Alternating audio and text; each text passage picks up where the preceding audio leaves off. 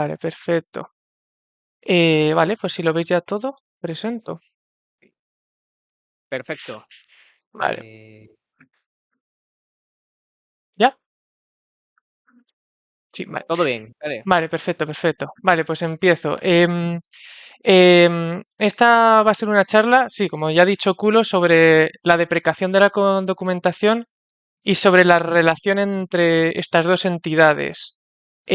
Para presentar la charla, casi prefiero empezar presentándome a mí, aunque es un poquito raro, ya que aquí nos conocemos todos, pero bueno, como participo poco, tampoco importa. Soy Marco Romano.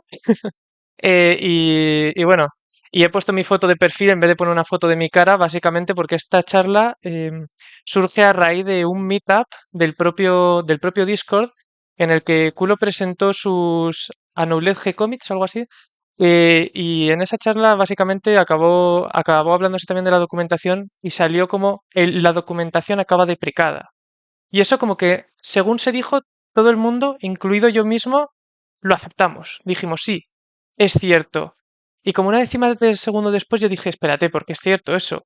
Y a raíz de eso ha nacido esta charla. Em, como en el fondo las fuentes son yo, ¿vale? Em, he creído necesario un poquito explicar los dos perfiles que yo he acabado teniendo cuando trabajaba, ¿vale? Porque esto está muy basado en mi experiencia personal. Yo he trabajado como programador de gameplay, acercándome mucho a lo que viene a ser la experiencia del diseñador. Tiene que consultar mucho la documentación de otros programadores, implementar los sistemas que ellos han hecho. Y luego también he tenido otros trabajos en los que he trabajado como programador generalista, siendo yo el que genera los sistemas, las herramientas y todos los programas que acaban utilizando los diseñadores de otras personas. Em, sí, con esto yo creo que ya se puede empezar la charla. Una última anotación que quiero hacer es que, como en el fondo los programadores hacemos sistemas, hacemos herramientas, hacemos flujos de ejecución, hacemos muchas cosas, todas estas cosas las voy a agrupar durante la charla como programas, ¿vale? Para no estar diciendo todo el rato sistemas, herramientas o lo que sea. Todo esto, que es lo que tú documentas en el fondo, lo voy a agrupar como programas, para que no veáis ahí no sé qué del programa y no sepáis qué está pasando.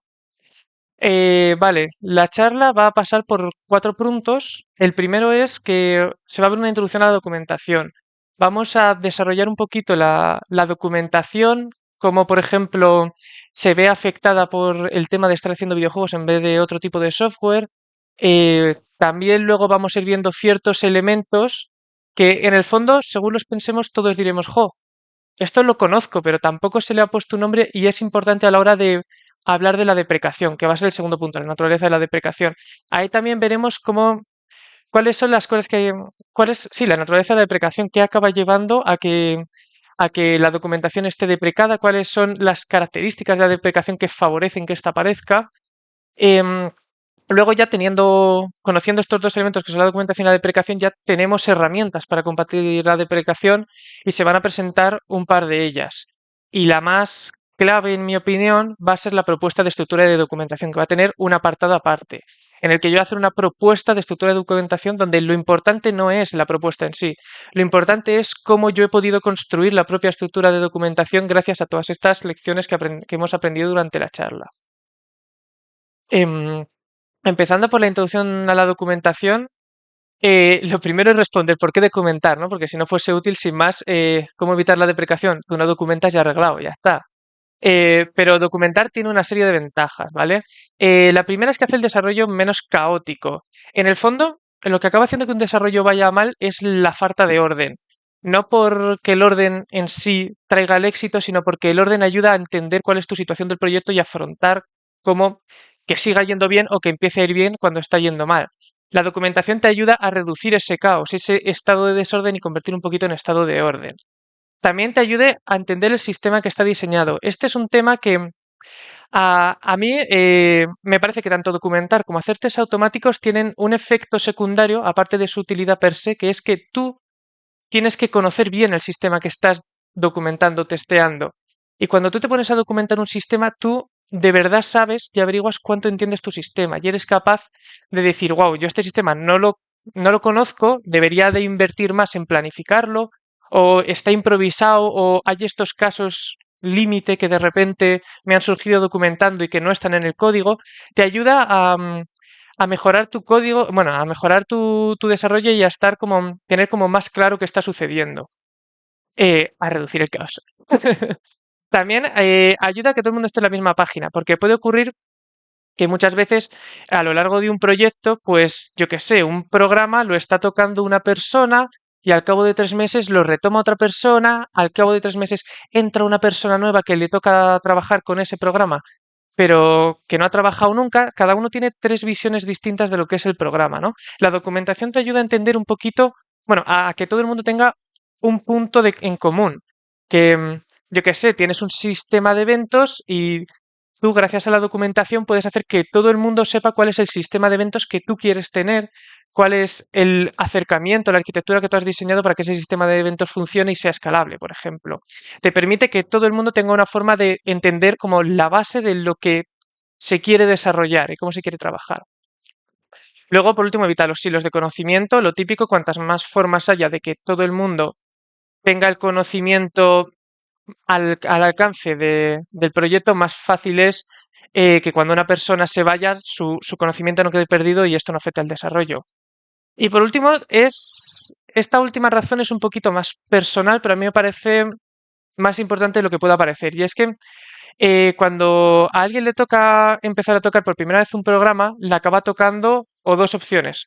O lo tiene documentado y con lo que tiene documentado tiene el conocimiento que los desarrolladores quieren que se tenga de ese programa y de cómo utilizarlo y está ya dirigido hacia cómo se quiere trabajar con ese programa, o tiene que hacer una formación autodidacta que acaba llevando a que esa persona tome conclusiones propias que no tienen por qué estar mal, sino que está haciendo que él tenga lo mismo, que nos separemos del que todos tenemos la misma página, que él tenga una forma de afrontar el programa, mientras que otros tienen otra forma de afrontar el programa, y que acabe haciendo que esto genere problemas a largo plazo, como yo que sé, formas de crear eventos que no estén, que estén, que no estén bien planteadas, cosas del estilo. Acaba haciendo que como cada uno tiene su forma de hacer las cosas, en cada sitio está hecho, en cada sitio del videojuego, por ejemplo, está hecho, está utilizado el programa de una forma distinta y está acabando, y acaba provocando que sea un caos y que no puedas realizar soluciones a problemas generales, sino que tengas que ir abordando todo de manera particular. Aparte de esto, hay otro tema clave con respecto a la documentación y es que cuando haces documentación para videojuegos no es del todo parecido a hacer documentación para software clásico por un par de razones. Bueno, básicamente porque en el software clásico quien va a recibir tu información, va a leer la documentación y le va a resultar útil, son dos perfiles. Uno son los programadores que vayan a trabajar con el software y que vayan a desarrollarlo, y otros son los usuarios finales. Esto implica que como uno de tus perfiles son los usuarios finales, parte de la documentación tenga que ser simple, no poco técnica, sino simple. Esto en videojuegos es distinto, ya que, por ejemplo, entra el rol del diseñador. Y lo que ocurre con el diseñador es que si quiere poder diseñar bien el juego y poder conseguir transmitir la experiencia que quiere transmitir, necesita tener una documentación más compleja y más desarrollada de lo que viene a ser cómo funciona por dentro todos los sistemas, para que él pueda utilizarlo de manera eficiente. Eso a un usuario final no le interesa. A un usuario final lo que le interesa es púlsame esta tecla, le das aquí, ya está todo funcionando. Aparte también, ten en cuenta que tus usuarios finales en verdad son los jugadores del juego. Los jugadores del juego no tienen una documentación. Bueno, antes tenía los manualitos estos que venían con la edición física, ¿no? Pero eso era más un detalle de cualquier otra cosa. Lo que se espera de un usuario final es que no tenga un tutorial como tal, sino que, bueno, que no tenga una documentación, sino que tenga los tutoriales del juego. Que esos tienen que ser muy transparentes a la propia experiencia si quieres hacer un juego agradable. Em, y lo último es que el diseñador también acaba influyendo en el desarrollo software. Bueno, en las fases del desarrollo, porque esto es cierto que el diseñador no influye en sí en lo que viene a ser la generación de documentación, pero al influir en las propias fases, por ejemplo, en el análisis o en el análisis y en el diseño del programa, es recomendable, por ejemplo, tener un diseñador que más que, por ejemplo, por los aspectos técnicos, sino que un poquito se preocupe de sí mismo y que se encargue de que se le ofrezcan medidas de usabilidad útiles, que sea fácil de depurar lo que está sucediendo. El meter a un diseñador acaba implicando una serie de pasos extras que más tarde se reflejarán en la documentación, porque todas estas features nuevas que acaban surgiendo a medida de trabajar con diseñadores deben de estar documentadas para que los diseñadores puedan saber cómo usarlas. Y esto influye en el desarrollo. Vale, luego aparte la documentación tiene tres elementos claves de los que voy a desarrollar ahora mismo y que influyen, bueno, que están directamente relacionados con la deprecación. De hecho, estos elementos están creados a partir de la propia relación con la deprecación, ¿vale? No es elementos de la documentación, sino que tú una vez empiezas a investigar la deprecación, empiezas a darte cuenta de que la documentación tiene una serie de elementos que se ven afectados o influidos por la deprecación o que influyen directamente a la deprecación. El primero es los ámbitos de la documentación, ¿vale? Que es básicamente un poquito para quién se está escribiendo la documentación. Em, Básicamente en videojuegos suele haber dos grandes, bueno, también en software general, pero en videojuegos es más relevante, suele haber dos documentaciones clave, la documentación final y la documentación para el desarrollo. La documentación final es la que ocurre una vez tú ya has diseñado el programa. Si tú has hecho, yo qué sé, una herramienta que cada vez que pones un actor en el mapa, tú puedes pulsar una tecla y yo que sé, le pone un material en concreto, el cómo funciona esa herramienta está hecho en la documentación final. Em, está es una documentación de base poco técnica, porque la intención es explicar su uso. En el caso de los diseñadores también su funcionamiento, pero de manera poco técnica, como mucho compleja, porque lo que se centra es en el uso de esta herramienta. Y está enfocada principalmente en videojuegos desde el programador para el diseñador, para facilitar sus herramientas de implementar los programas hechos en el videojuego de manera sencilla, evitando los menores bugs posibles. Em, Luego, el otro ámbito de la documentación es la documentación para el desarrollo. La documentación para el desarrollo es aquella que nos sirve a los programadores, ¿vale? Está hecha por programadores para programadores. Y básicamente es donde se recoge toda la información que tú quieras que quede patente y por ello la documentas, que quede patente cuál va a ser el diseño del programa, cuáles son las decisiones que has tomado, porque tú puedes haber decidido, yo qué sé, aplicar un patrón de diseño y no otro debido a que eso va a ahorrar bugs en el futuro o para evitar problemas de rendimiento, lo que sea. Todo esto son ejemplos de documentación que es útil para el desarrollo. Esta sí que es documentación técnica. Lo que se espera es que dé información sobre las decisiones que se están tomando, por qué se están tomando, que sea profunda. Lo que he dicho antes, está generada por programadores y para programadores, incluido uno mismo. Esto también, más adelante lo veremos, pero documentar para uno mismo también tiene sus riesgos porque puedes caer en sesgos de confianza, de decir, va, yo esto seguro que me voy a acordar, y luego efectivamente no te acuerdas. Em, y su principal función es eso, reducir siglos de conocimiento y mantener coherencia. Lo importante es, lo dicho antes, que todos estemos en la misma página, no que cada vez que un programador toque el programa, haga unos cambios en función a lo que él le parece porque no tiene punto de referencia, y que cuando venga un nuevo programador no sepa lo que está pasando. Vale, ¿qué ocurre con los ámbitos de la documentación? Porque tienen sus flaquezas y sus fuerzas distintas, ¿no? La documentación final ocurre una cosa, que es fácil de deprecar si se crea demasiado pronto. Si durante el proceso de documentación tú empiezas a documentar mientras estás haciendo cambios en el programa, tomas el riesgo de que la documentación final cambie. Puede ser que tú, por ejemplo, retomando, yo qué sé, el ejemplo del sistema de eventos, que tú empieces a documentar cómo registrar eventos y cómo mandar eventos para que se ejecuten en el juego. Si lo haces demasiado pronto, mientras tú estás desarrollando el propio sistema, puede ocurrir que tú lo cambies y la forma de, por ejemplo, registrar los eventos sea distinta y ya no te sirva. Y lo que está ocurriendo es que tu documentación final ha pasado a estar deprecada y hay que arreglarla. Hay que actualizarla, vamos. Em, Aquí surge la pregunta de cómo saber cuándo empezar a hacer la documentación final.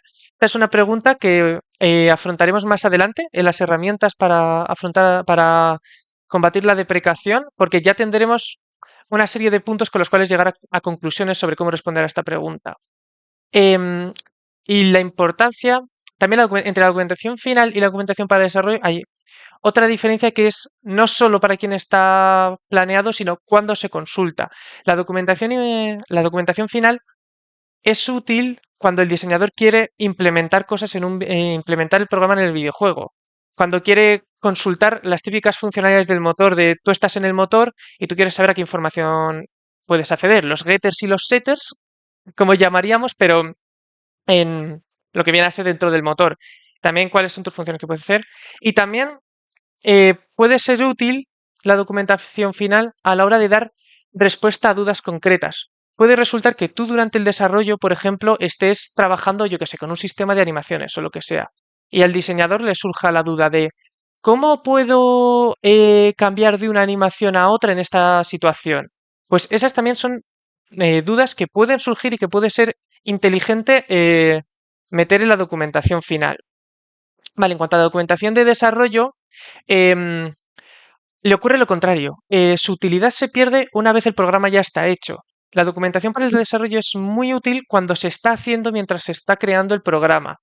Aquí hay que tener un equilibrio, obviamente, porque si te dedicas a documentar mientras haces el programa, no estás haciendo el programa, estás documentando, ¿no? El objetivo es que mientras haces el programa, esta documentación te resulte útil.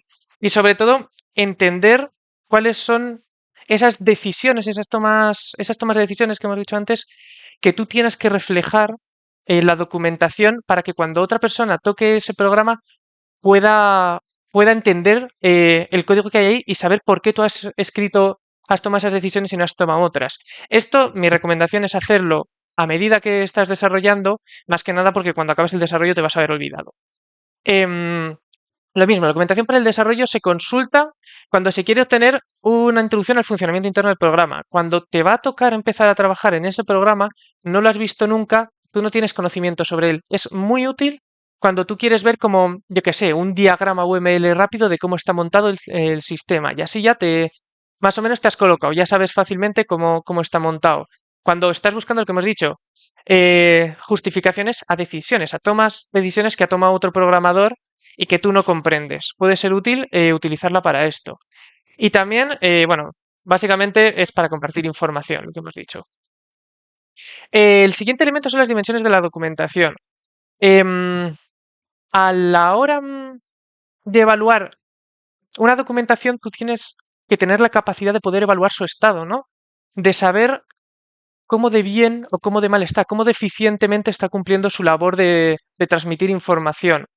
Eh, para ello, yo he definido como 4 dimensiones de la documentación. La primera es el nivel de deprecación, que es básicamente cómo, si está deprecada o no tu documentación y cómo de posible o no es revertir esta deprecación. En el futuro, en la fase de naturaleza de la deprecación, indagaremos un poquito más en ello. Luego está el nivel de funcionalidad, que es curioso, la documentación puede ocurrir cosas como que sea funcional, pero que no esté cumpliendo bien su labor de transmitir la información, ¿vale?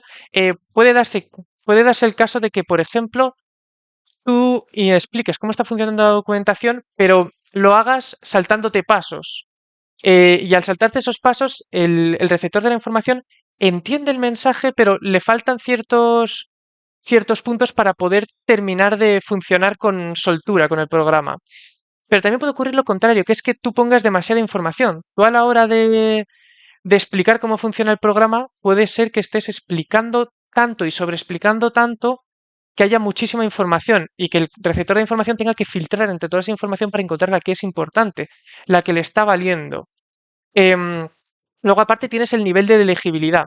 Esto es un nivel extra porque puede ocurrir una cosa que ya veremos más adelante, ¿vale? Que es que tu documentación no esté deprecada, pero los receptores de la información no estén logrando obtener la información que van buscando. Eso mayormente en muchos casos ocurre por problemas de legibilidad, porque tú tienes una documentación que contiene la información, pero por cómo está organizada o no es entendible o no es agradable de consultar y al no ser agradable de consultar está provocando que los receptores o no presten tanta atención o intenten leer en diagonal o directamente como es desagradable consultar, pues no se entienda nada y ya está, ¿no? Este nivel te permite como mantener aparte la legibilidad porque es como un factor subjetivo, pero que influye más de lo que pueda parecer.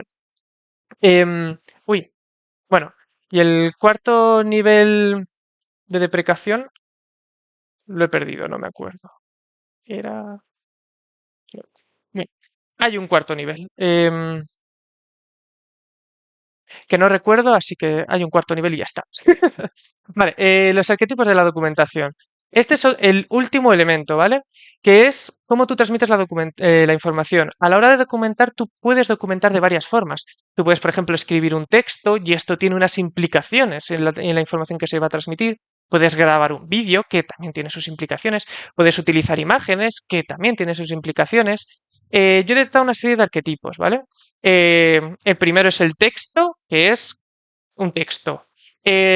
Como se suelen caracterizar este arquetipo es que tiene un enfoque ensayístico. Suele ser explicaciones muy profundas, que entran mucho en el tema, ¿no? Son muy útiles, dan mucha información, pero es cierto que es propensa a la deprecación, porque una vez tú has cambiado tu programa y te toca actualizar un texto, tienes que revisar el texto, que lleva un tiempo porque suelen ser muy densos. Tienes que ver qué es lo que está deprecado, de lo que está deprecado tienes que cambiarlo. Es lento, pero es lento, sin más. Em, la imagen es el siguiente arquetipo, que esto es lo clásico. Tú coges una imagen y las pegas. Muchas veces, por ejemplo, de hecho, la imagen es un arquetipo que se suele utilizar mucho en la documentación para otros desarrollos del software. Como tú estás haciendo manuales de usuario, lo que te acaba siendo muy útil es poner capturas de pantalla de tú pulsas aquí, pulsas aquí, pulsas aquí y ya has hecho lo que querías. La imagen es útil para esto, para hacer cosas muy simples, explicar un concepto atómico, rollo pulsa aquí, es algo muy sencillo, no busca transmitir información técnica, de hecho es que por lo limitado de la imagen no puede, y tiene una pequeña, una pequeña, bueno, desventaja característica que es que una imagen siempre está abierta a interpretación. Por ello es útil para conceptos simples y atómicos, porque en el momento en el que tú metes en una imagen conceptos más complejos, empieza a ocurrir que ya no todo el mundo va a entender tu documentación. Y va a suceder que fracasa en el último nivel de. en, en el último. En la universalidad, ¿vale? Que es el último nivel que me he olvidado de mencionaros antes, ¿vale? Que ya pensaba yo que me iba a olvidar, ¿vale? Ese nivel básicamente lo que dice es que la documentación puede entenderla todo el mundo, es decir, ser universal, puede entenderla alguna gente, es decir, hay gente que no la está entendiendo, cuanto más abierto a interpretación esté, cuanto más compleja sea la imagen, más abierta a interpretación y menos gente lo va a entender. Puede ocurrir que solo la entienda el que ha escrito la documentación, que entonces, bueno, tiene cierta salvación esa documentación porque al menos hay alguien que la entiende y se puede reescribir para hacerla funcionar de nuevo. Y también puede ocurrir que nadie la entienda, ni siquiera el que lo ha escrito, que esto, debido al paso del tiempo, puede ocurrir. Si tú retomas una documentación de hace 3 meses y la documentaste rápido, puede ocurrir que tú lo leas y digas, no entiendo lo que está pasando, ¿vale? A la imagen le puede suceder esto, que tú hagas una captura de pantalla o lo que sea, digas, mi yo de dentro de 3 meses se va a acordar perfectamente y no, no es la verdad. No se va a acordar y ya pues tienes un problema, tienes una documentación deprecada y que hay que rehacer. Em, las imágenes tienen como, con respecto a la deprecación, tienen como una naturaleza cambiante, porque en verdad son tan deprecables como difícil sea generar la imagen. Si la imagen es una captura de pantalla que se hace en un minuto es poco deprecable, actualizarla es muy rápido. Si es una imagen que requiere preparar mucho, yo qué sé, poner 4 nodos juntos para que salga algo en la pantalla, tú le hagas una captura de pantalla, entonces ya se está complicando.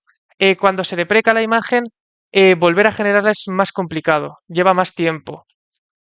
Vale, luego están los diagramas. Los diagramas son muy parecidos a las imágenes, pero bueno, de hecho son imágenes, pero tienen una característica especial y es que transfieren información concreta y que están basados en un lenguaje. Un diagrama como por ejemplo los diagramas UML, utilizan un lenguaje que se presupone se entiende por todos los participantes, por todos los desarrolladores.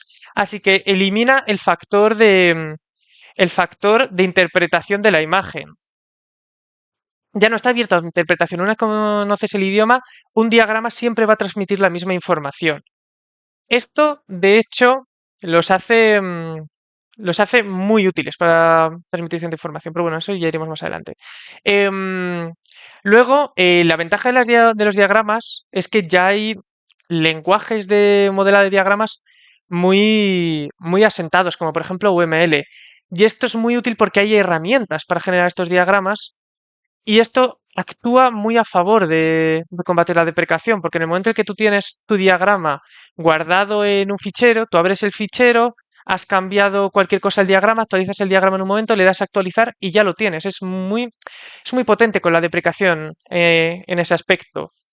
Pero esto también hace que si haces un cambio grande al sistema, te va a tocar rehacer casi todo el diagrama y son más susceptibles a la deprecación en esos casos. Vale, luego el último arquetipo es las FAQs, las preguntas frecuentes.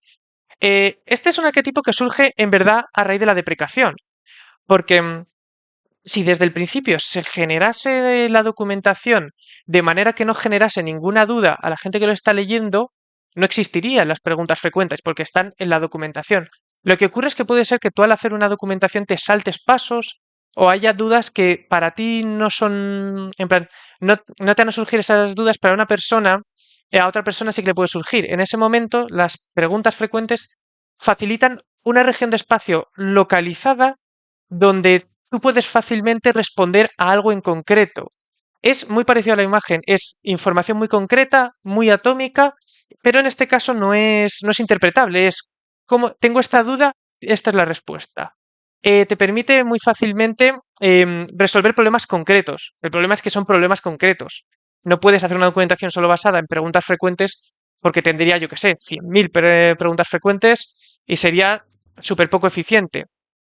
Aún así, cuando se tienen no demasiadas preguntas frecuentes, es una zona muy fácil entre la que navegar. Al ser fácilmente navegable, tiene un alto nivel de legibilidad y con un alto nivel de legibilidad, pues es fácil acceder a ella, obtener conocimiento. Son útiles en ese aspecto. Es verdad. Vale, tienes el vídeo también, que el vídeo es un poquito parecido al arquetipo del texto. Es muy útil para transmitir información, te permite además valorar mucho cuánta información quieres transmitir y en qué tamaño, porque un vídeo en el fondo tú puedes hacer que sea súper denso, 1 hora y pico, sobre los test automáticos del Sea of Thieves, por ejemplo, donde tú vas a tener mucho conocimiento a coste de una gran densidad de información. Pero también puede ser un vídeo de media hora de, yo qué sé, para configurar este ejecutable para poder lanzar tu juego, tienes que hacer esto, esto y esto. Es muy versátil en ese sentido. Suele cumplir muy bien la labor de transmitir la información que quiere transmitir, pero normalmente suele requerir mucho trabajo. Y aquí es donde más se ve afectado cuando la deprecación acaba apareciendo, ¿no? Que acabas teniendo que volver a preparar el vídeo, volver a grabarlo. Esto le hace muy débil a la deprecación, pero es cierto que su utilidad es enorme. Aquí hay que valorar como de cuánto te renta hacer un vídeo o no. Comenta Adrianensis que dice, yo suelo suplementar las imágenes con números y flechas para marcar el orden de las acciones. Un caption opcional en texto para facilitar la búsqueda y el indexado. Sí, también en el fondo eso tampoco dejaría de ser una imagen, como esta imagen que yo hago, si veis, tiene simbolitos para que tú te centras en este componente, mira esta información. Tú a la hora de hacer una imagen, esto es un arquetipo, tú estás muy abierto a todo lo que metes en la imagen. Si esas flechitas están bien puestas, tú te vas a asegurar de que la gente entienda el mensaje. Si están más puestas, entra el abierto a interpretación. Es posible que esas flechas confundan más de lo que ayuden. Normalmente suelen ayudar, sobre todo ya te digo, si lo acabas resumiendo a cosas muy sencillitas. Esto de hecho más adelante lo iremos viendo en la naturaleza de la deprecación. Vale, las tablas de contenido es otro arquetipo que este es muy curioso. Porque en el fondo hay muchas veces en las que te encuentras con situaciones en las que tú lo que quieres es listar una serie de elementos que sean de fácil acceso, fácil lectura, que vayan directos al punto, ¿no? Como yo que sé, los comandos. Cuando tú haces un programa y tú tienes una serie de comandos de debug y quieres que esos comandos de debug sean fácilmente accesibles. Tú puedes acceder mediante la tabla de contenido, que en el fondo se basa en dividir todo en apartados y en subapartados, en hacer filas y columnas, y con esto tú estás creando como secciones, ¿no? En el ejemplo de la foto con los comandos, tú tienes tu tabla de contenido de comandos.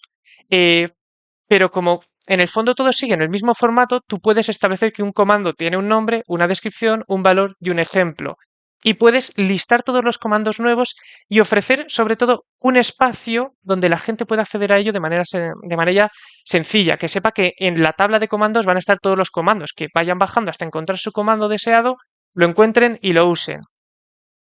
Es muy útil para cosas sencillitas, es sobre todo muy escalable y aguanta muy bien la deprecación, porque en el fondo, tú imagínate que tienes que modificar la tabla de contenido. Tú no estás modificando toda la tabla de contenido, tú estás modificando una fila, una columna, para actualizarlo a lo que está actualmente. Si tú, por ejemplo, borrases un comando de tu juego y lo tuvieses en una tabla de contenido, no tienes que borrar toda la tabla de contenido.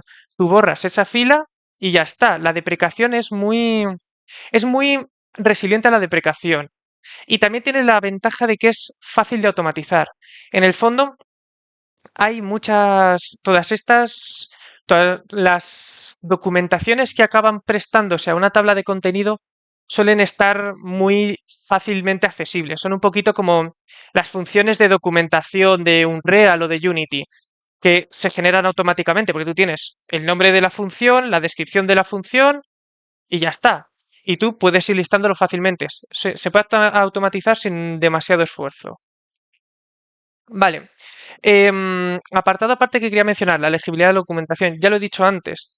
La legibilidad está ahí como en un limbo extraño porque puede ser que tu documentación desde un punto de vista teórico no esté deprecada, pero debido a cómo está presentada, pues no está cumpliendo su labor de que el receptor de la información obtenga el conocimiento que contiene la documentación, que en el fondo es para lo que se hace la documentación. Así que si no se está obteniendo el conocimiento, da igual que esté deprecada, que no esté deprecada, que no está cumpliendo su labor. Em, hay dos cosas importantes, bueno, las dos mayores, bueno, sí, los dos aspectos que más afectan a la legibilidad son la facilidad de lectura, que es básicamente, puede ser cómo de fácil sea encontrar tu información si tú tienes, por ejemplo, una documentación que está hasta arriba de texto y con pocas divisiones entre los textos, tú no vas a encontrar la información que tú necesitas. Y esto va a repercutir en que es más difícil de leer y, y repercute negativamente en la legibilidad.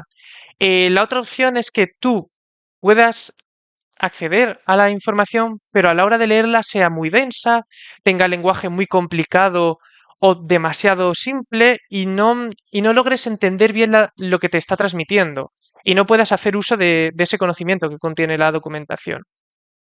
El otro aspecto es la experiencia de lectura.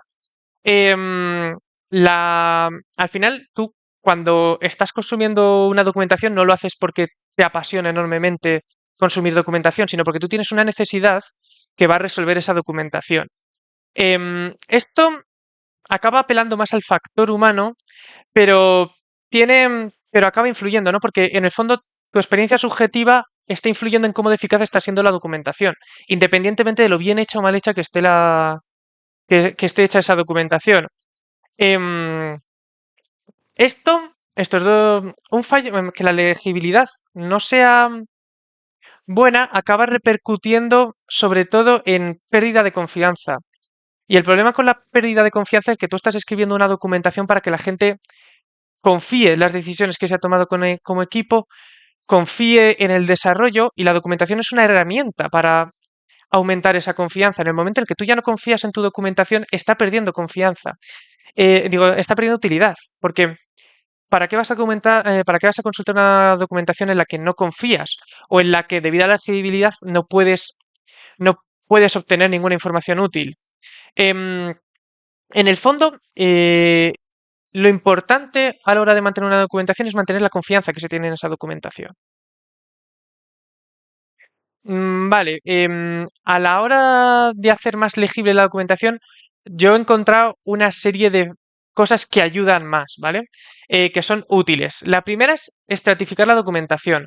Con estratificar la documentación me refiero a separarla como en apartados y subapartados visibles, en que se puede identificar como distintas secciones, existan o no estas secciones. Tengo aquí dos ejemplos que, por favor, culo, confírmame que se sigue viendo todo bien, ¿no? Se ve tu navegador, sí. Vale, se ve en mi navegador. Perfecto, vale. Estas dos páginas son dos páginas que contienen exactamente la misma información, ¿vale? Una está estratificada, ha dividido la información en apartados, en secciones, y otra está sin estratificar. En la sin estratificar, de primeras es que no sabes ni lo que está pasando. No puedes identificar nada. Tú asumes de que te vas a leer, que te vas a tener que leer todo esto para llegar a alguna conclusión. Una vez está estratificada ya puedes, como, te da menos miedo la página, para empezar. Esto es un poco subjetivo, pero te da menos miedo la página. ¿Sabes cómo enfocar un poquito? Si tú vienes rápido a consultar algo en concreto, tú sabes a qué acceder, ¿no? Tú puedes ver como la información organizada como quieras. Esto, importante, por cierto, la estratificación no solo es añadir cabeceras grandes. De hecho, en la documentación está sin estratificar, hay una leve estratificación, porque si no es que era de verdad ilegible. Y es la negrita. Tú puedes utilizar recursos como la cursiva o la negrita para andar seccionando y deseccionando tu información y haciendo que sea de manera sutil, que se divida una de otra y que sea más fácil navegar entre ella, ¿vale?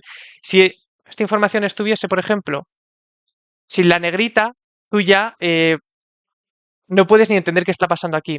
Eh, Eso, a la hora de estratificar no solo es importante utilizar cabeceras grandes, también suele ser una buena herramienta utilizar la negrita. Todo esto, ya os digo, como son cosas subjetivas, son herramientas que cada uno usará como quiera. Aún así, es importante entender que si tú estratificas la documentación, tú vas a hacer más sencilla su legibilidad. Vale, por último, la legibilidad también se ve muy afectada por por qué herramienta de documentación estés utilizando. Si tú utilizas Notion, perdón.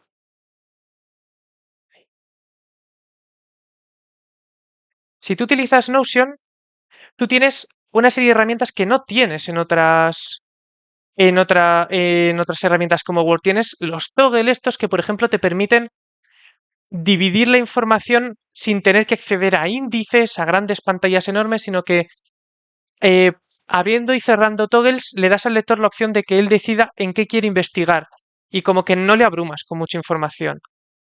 Em, con Word ocurre que básicamente el Word está muy pensado para cabecera, subcabecera, cabecera, subcabecera, ¿no? Pues hay que abrazar básicamente hay que abrazar el sistema la forma de pensar con la que se ha diseñado la herramienta de documentación. En Word les gusta, bueno, Word se pensó con la idea de cabeceras, ¿no? Pues lo más eficiente es dividir con cabeceras y aprovechar los índices para navegar de manera cómoda. Para navegar de manera cómoda. Em, Otra manera de estratificar la documentación, por ejemplo, es con punteros, con listados. En GitHub, por ejemplo, también aquí ya GitHub es lo que, lo que el README te deje hacer y lo que tú sepas hacer con ello, ¿no? Pero esto, una vez más, pues acaba influyendo en la documentación. En, Esto está más centrado también, aunque también utiliza cabeceras, en el fondo se aprovecha más de que este fondo esté en grisáceo, que utilice negrita, em, las típicas toggle de código que hacen que te centres una cosa más que en otra. Se ve muy beneficiado por las capturas de pantalla, por cómo es. Tú puedes hacer cosas que este ejemplo no tiene, pero por ejemplo, tú puedes entrar en... Pues sí que tiene... Bueno, te permite que como todo funciona en torno a README, tú puedes navegar por el GitHub y separar tu documentación en los READMEs de las distintas páginas en las que vas entrando o saliendo. El... Es importante, como se puede ver en los ejemplos, que cuando tú estás utilizando una herramienta de documentación, pues la aproveches y te ciñas un poquito a lo que ella se ve favorecida. Vale, con esto más o menos la documentación está vista, una introducción que nos permite entender la documentación y enfocarla ahora, entender cómo se ve afectada por la deprecación, ¿vale? Ahora ya vamos a entrar en la parte de lo que viene a ser la deprecación como entidad, cómo funciona, cómo afecta la documentación. Vale, lo primero que decidí hacer es dar una definición de deprecación, ¿vale? Iremos viendo más a lo largo el porqué, pero básicamente porque yo de primeras, y creo que es un poquito como la respuesta rápida de cualquier programador cuando te preguntan qué es la deprecación, a ti te sale decir algo del estilo de es el proceso mediante el cual la información que transmite una documentación deja de corresponderse con el funcionamiento real del programa que documenta. Esta definición en el fondo introduce varias ideas, ¿vale? La primera es que la deprecación no es un proceso, es una consecuencia. La deprecación ocurre de manera pasiva. Cuando tú cambias tu programa, se depreca tu documentación por consecuencia, no es algo activo. Luego presenta la idea de que no es lo mismo el programa ideal que el programa real. Em, Cuando uno está haciendo un programa, lo que tiene es un programa ideal, es el programa que quiere que funcione. ¿Cómo quiere que ese programa funcione? Y otra cosa es el programa real, es tu código. A ti no te interesa documentar tu código, porque para eso ya tienes tu código, para empezar, ¿no? Pero a ti lo que te interesa es tu programa ideal. ¿Cómo quieres que funcione? ¿Cómo quieres que vaya a funcionar? ¿Cuáles son las decisiones que has tomado para que ese programa ideal se mantenga en tu idea? Em, Cosas de ese estilo. Esto tiene ciertas repercusiones, ¿no? Porque, por ejemplo, tú cuando haces un test automático, no lo estás haciendo para tu programa real. Tú cuando haces un test automático lo haces sobre tu programa ideal. Tú quieres que las cosas funcionen de una forma y compruebas que funcione de esa forma tomando como referencia tu programa ideal. Esa es la diferencia importante entre el programa ideal y el programa real, que tú en verdad lo que quieres es tu programa ideal, pero por desgracia tienes un programa real con el que trabajar. Em, vale. Em, por último, bueno, aparte, esto da a entender que como que lo que importa es el funcionamiento del programa, pero esto no es verdad. Lo que importa de la documentación es transmitir información y con la información el conocimiento que la información contiene. Lo importante es pasar información de un emisor a un receptor. Ese es su objetivo principal y eso es en lo que hay que centrarse, no en lo que viene a ser el funcionamiento del programa, porque entonces estás dejando de lado factores importantes como por ejemplo la legibilidad. Em, y luego, que aquí se da una situación que es que con esta definición, si, si, si la documentación contiene información em, que no está deprecada, esa información, bueno, contiene información que está deprecada, ¿no?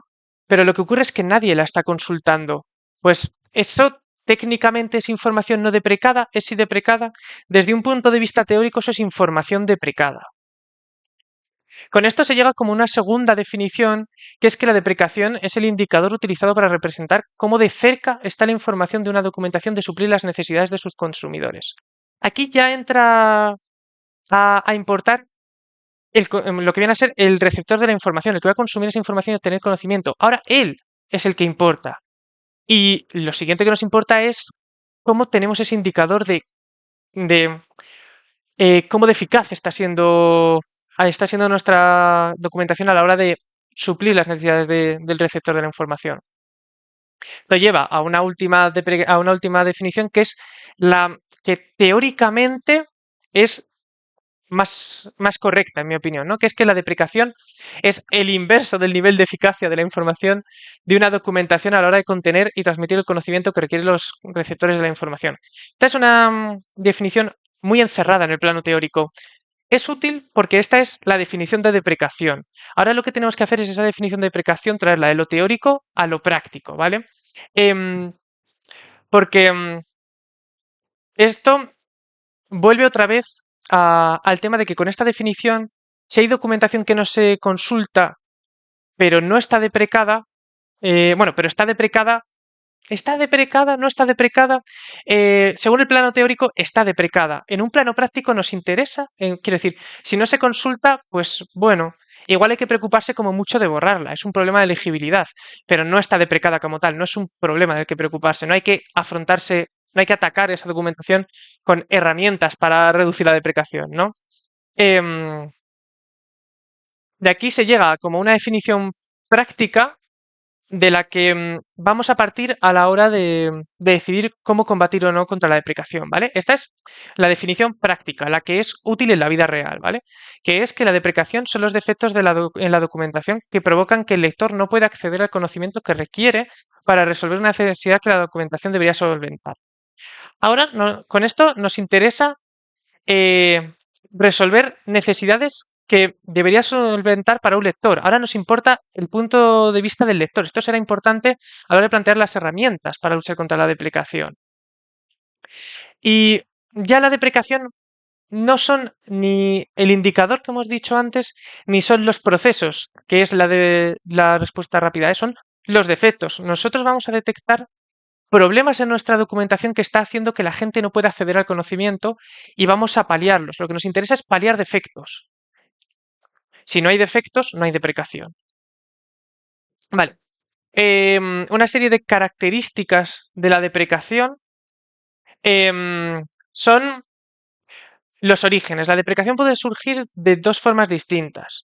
La primera, la más evidente, la que todo el mundo piensa, es cuando se cambia el programa. Tú cambias un programa y al cambiar un programa, la documentación es probable que pase a estar deprecada. Surge deprecación, porque tú tienes que actualizar una documentación que ahora mismo está reflejando el programa ideal anterior, no el nuevo.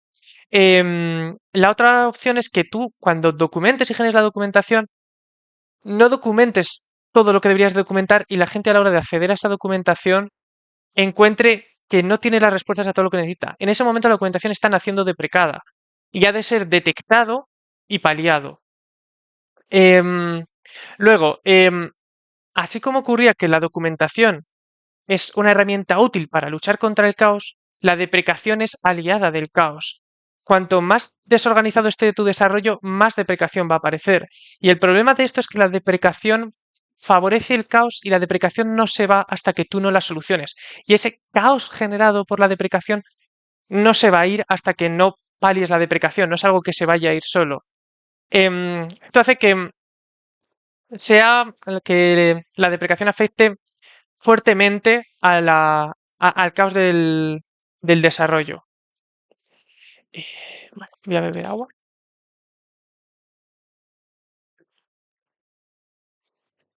Vale, sobre el nivel de deprecación, uno de los indicadores que mencioné anteriormente.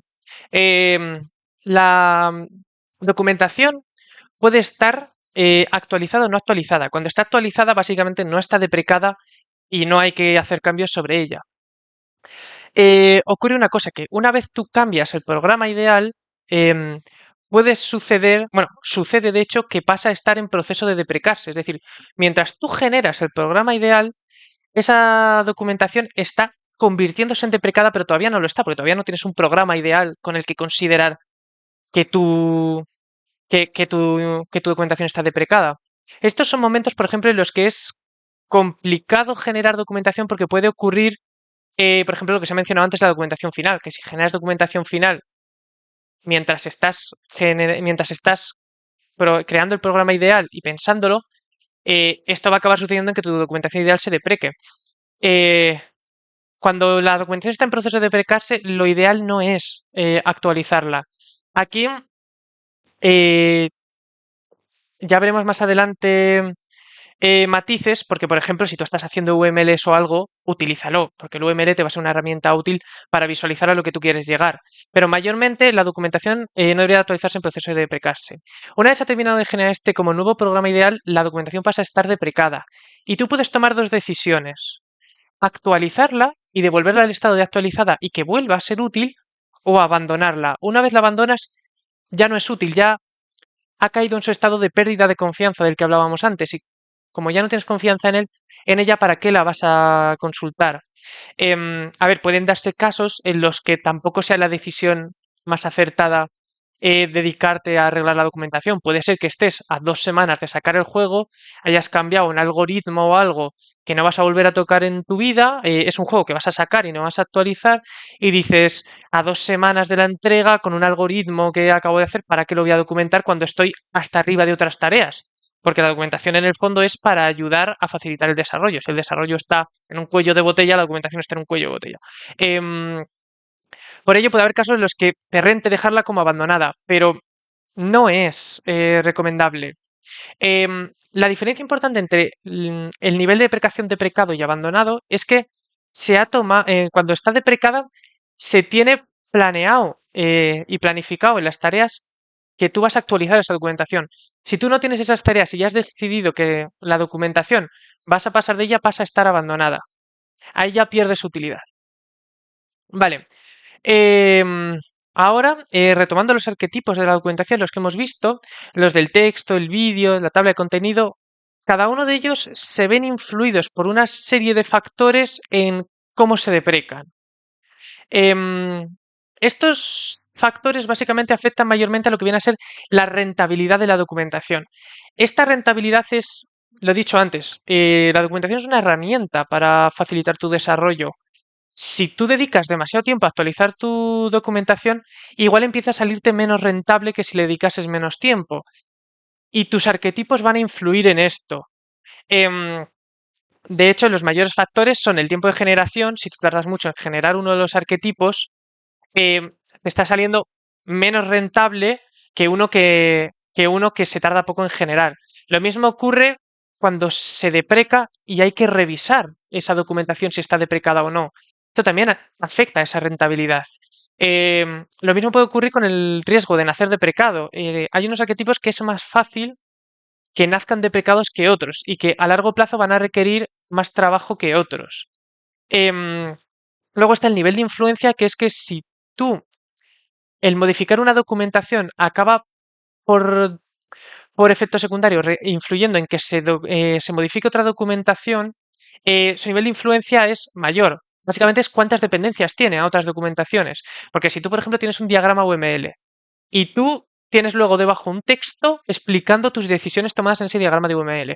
Si tú cambias el diagrama UML, tú tienes que cambiar esos textos. Tú estás arrastrando tu deprecación, ¿no? Em, Luego, por último, bueno, luego aparte está la falta de reutilización, que es que hay arquetipos que son más fáciles de reutilizar que otros, como por ejemplo la tabla de contenido, ¿no? Si tú tienes un comando nuevo, es muy fácil meter el comando nuevo en una tabla de contenido que si lo tuvieses en un vídeo, por ejemplo, que tienes que volver a grabar el vídeo entero. O, por ejemplo, si tú decides que ahora los comandos, yo qué sé, por la razón que sea, ya no van a aceptar como parámetros, pues en una tabla de contenido, por ejemplo, tú solo tienes que quitar la columna de parámetros. Si tuvieses un vídeo, como os he dicho antes, tienes que volver a grabar el vídeo. Cosas de ese estilo. Y luego tienes la cantidad de información.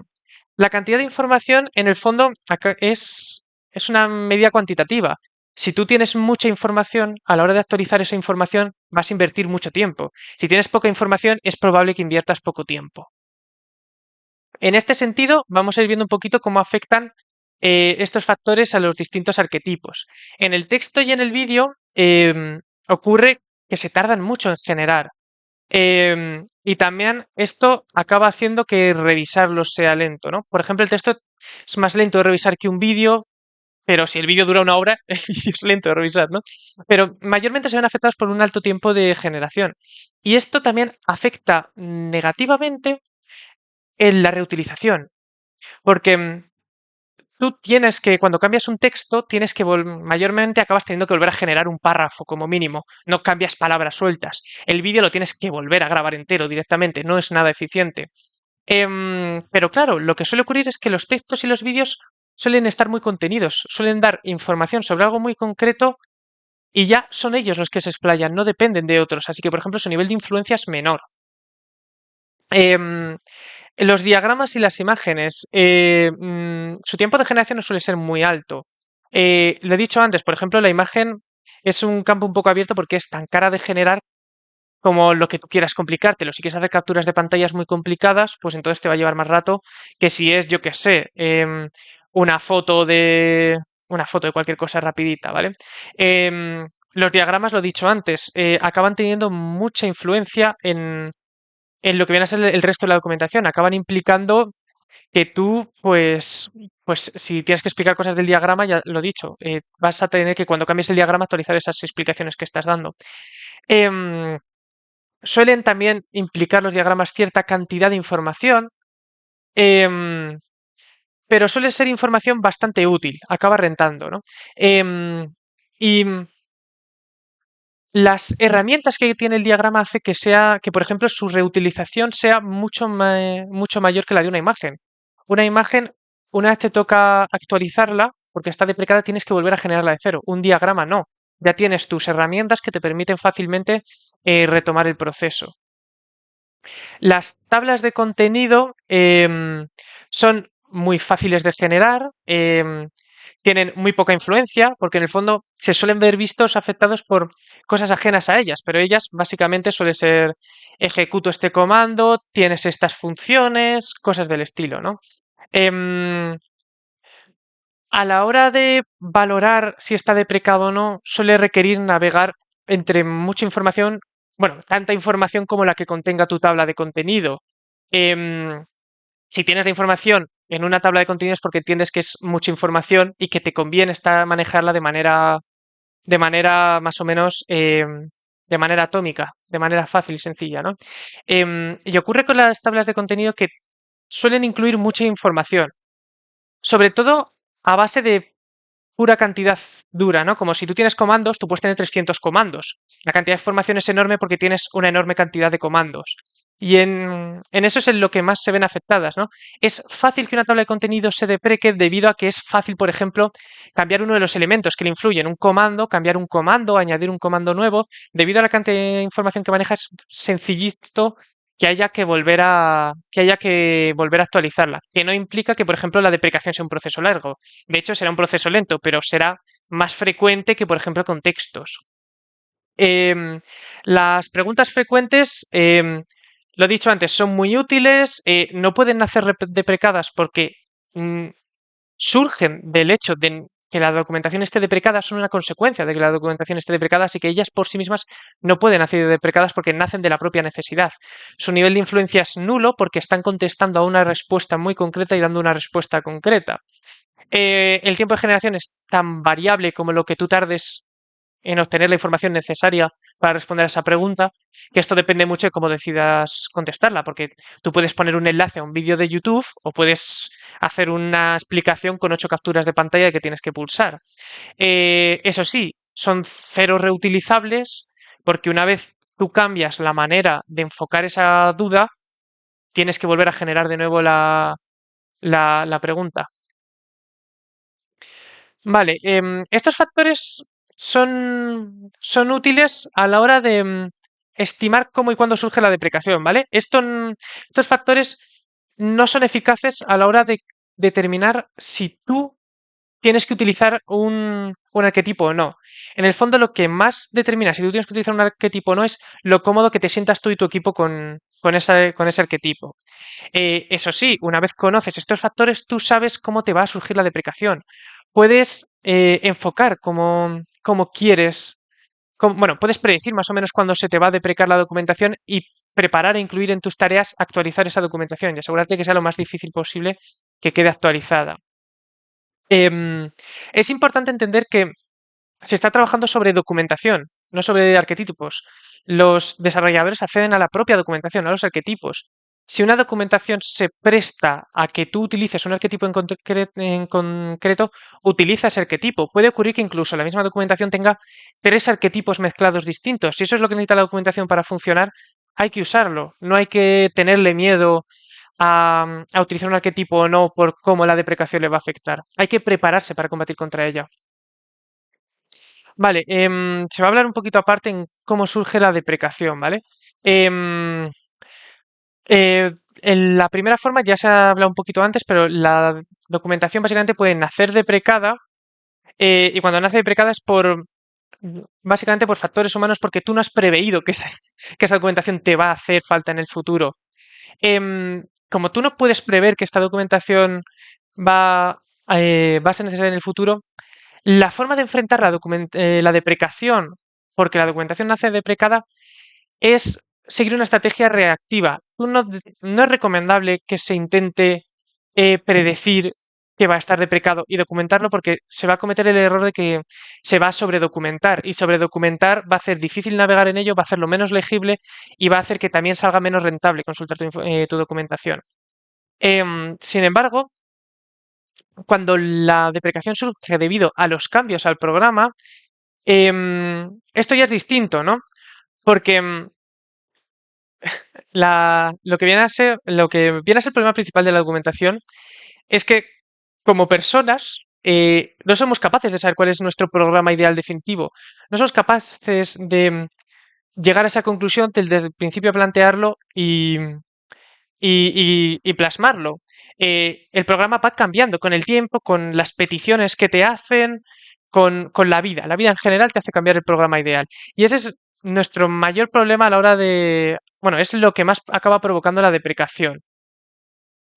Em, También es cierto, aunque el factor humano sea el que provoca la deprecación, el factor humano también ayuda a combatirlo, ¿vale?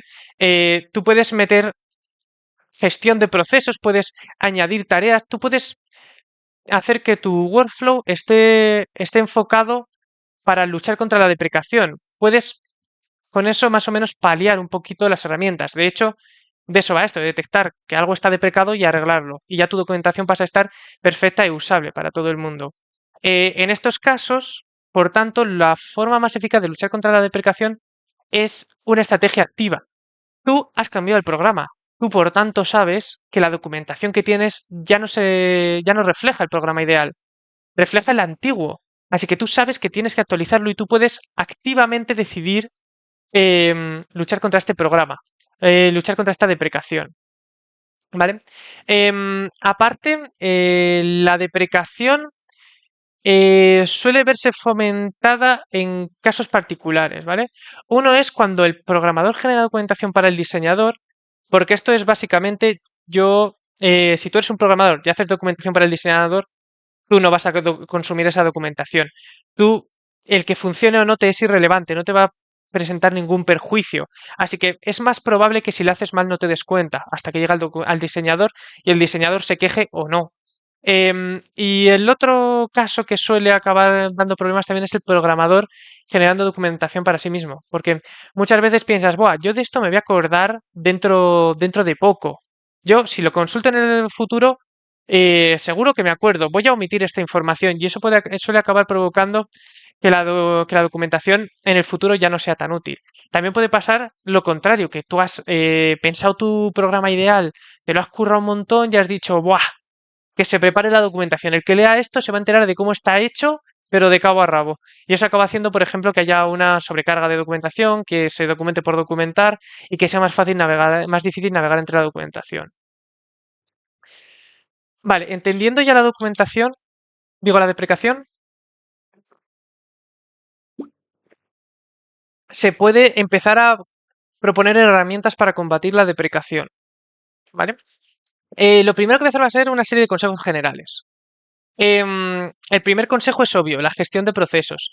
Si tú no incluyes en tus procesos y en tu gestión de procesos meter tareas de documentar, de actualizar la documentación, de detectar la deprecación y reflejarla, básicamente estás intentando obtener un estado de orden de un estado de caos. Si tú no tienes planificadas las cosas, no puedes mantenerlas planificadas, que es lo que en el fondo hace la documentación. Em, es recomendable crear reglas sobre cómo documentar, porque así es fácil detectar cuándo se está deprecando o no, porque según tú vas modificando el programa ideal, dices, uy, esta regla sobre cómo documentar, bueno, esto está afectando a esta regla sobre cómo documentar, va a quedar deprecada mi documentación. Yo ya sé, ya puedo añadir una tarea de actualizar documentación sobre no sé qué. Em, y también yo recomiendo añadir tareas, bueno, tareas y subtareas de documentación, más que nada porque existe mucho no, hay que documentar. Lo suyo sería documentar, pero no se hacen nunca tareas de documentación. Una vez no se, hasta que no se toman medidas, la intención no es manifiesta, es un molaría. Em, Eso es recomendable materializarlo. Vale. eh, Luego el otro consejo general es definir una estructura de la documentación. Si tú tienes una estructura de tu documentación, tú sabes qué aspecto tiene tu documentación, sabes qué cambios en el programa ideal van a acabar repercutiendo en que tu documentación esté deprecada.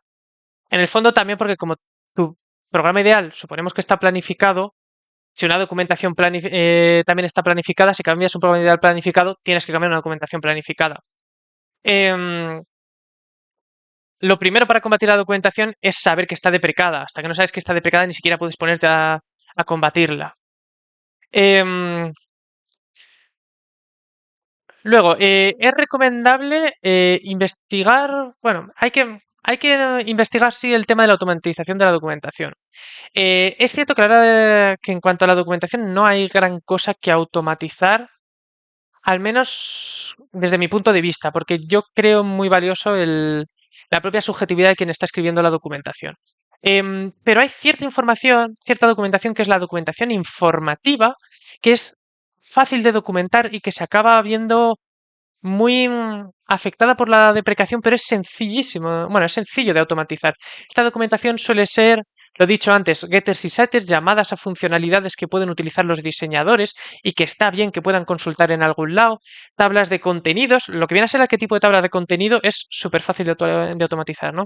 Toda esta clase de cosas acaban siendo fáciles de automatizar y a la vez acaban siendo las que más acaban requiriendo, las que más veces hay que actualizar, que no implique que sea una gran cantidad.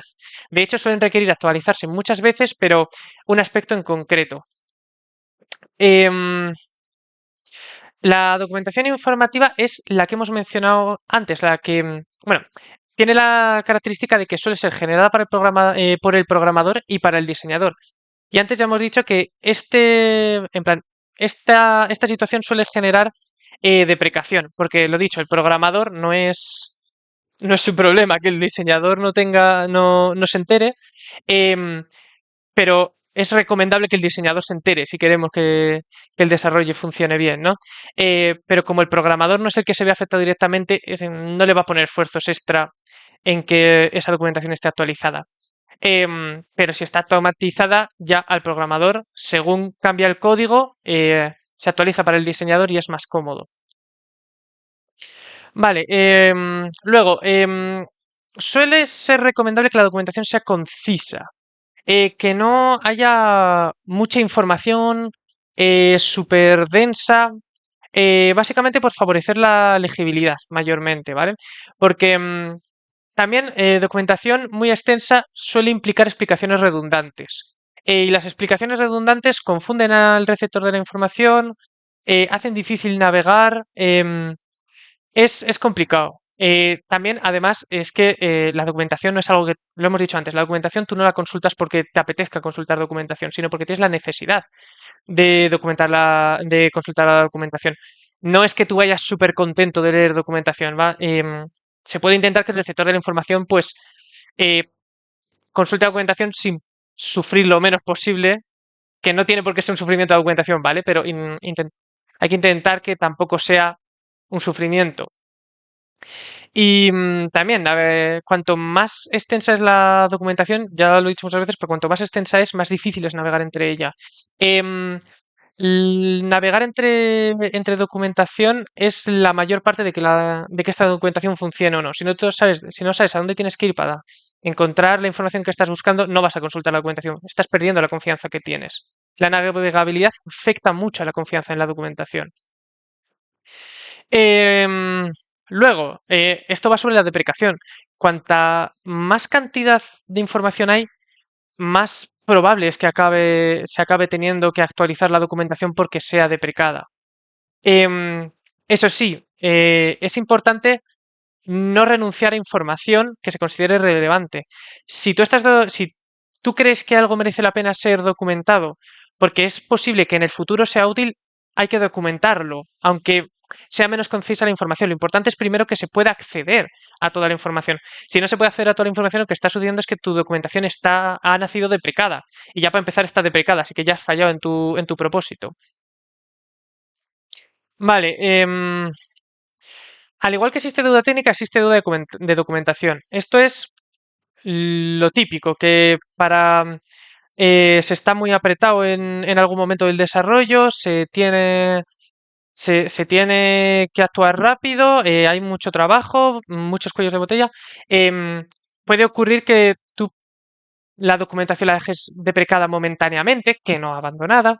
Em, Puede suceder que hagas explicaciones rápidas para decir, bueno, yo tengo que generar la documentación, pero bueno, te hago una explicación rápida y me pongo con lo siguiente.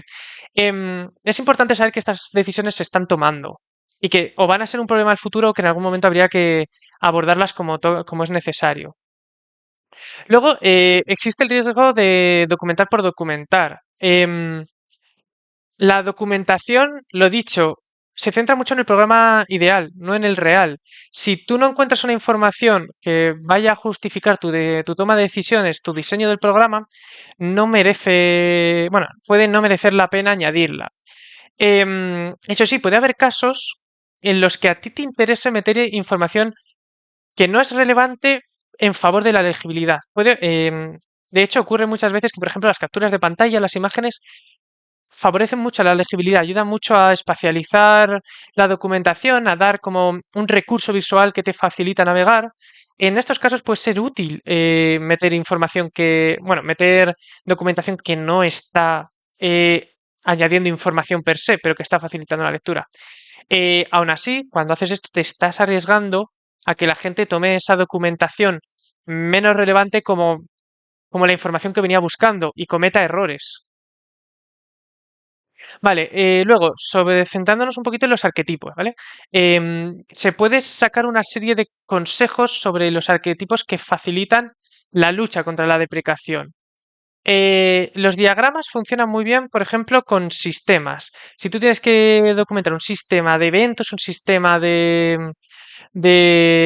qué sé, de mejoras, los sistemas en general, los diagramas funcionan muy bien para reflejarlos, porque los sistemas acaban estando montados sobre un par de clases que son atómicas, que tienen un par de relaciones y mucha herencia para acabar creando escalabilidad y creando que otros sistemas ajenos puedan utilizar ese propio sistema, ¿no? Los diagramas son muy útiles para esto, porque con una imagen muy sencilla puedes transmitir un core muy importante de lo que es el sistema y que se entienda rápido y fácil. En cuanto a las capturas de pantalla, son un tipo especial de imagen, ¿vale? Que es cuando tú tomas una captura de pantalla de algo. Em, Suelen requerir un proceso extra, que es lo que tú tardas en preparar, en hacer tu setup para que la captura de pantalla, para sacar la captura de pantalla. Si, por ejemplo, yo que sé, una serie de funciones que quieres usar en no sé qué orden, porque por yo que sé, por facilidad o por legibilidad de código, por lo que sea, y tú le sacas una captura de pantalla para eso, para reflejarlo, tú tienes que preparar esto, ¿no? Eso es como un esfuerzo extra que implica en el arquetipo imagen.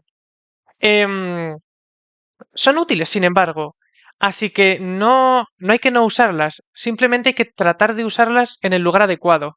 Donde siempre funciona muy bien son en partes de la documentación que están poco expuestas al cambio. Si tú sabes que una parte del programa ideal está ya como bastante cerrada, es probable que cambie poco y si cambias en zonas muy localizadas, ahí puedes meter capturas de pantalla con el conocimiento de que van a estar es poco probable que se deprequen y tú puedes utilizar esa captura de pantalla para transmitir tu información de manera eficaz.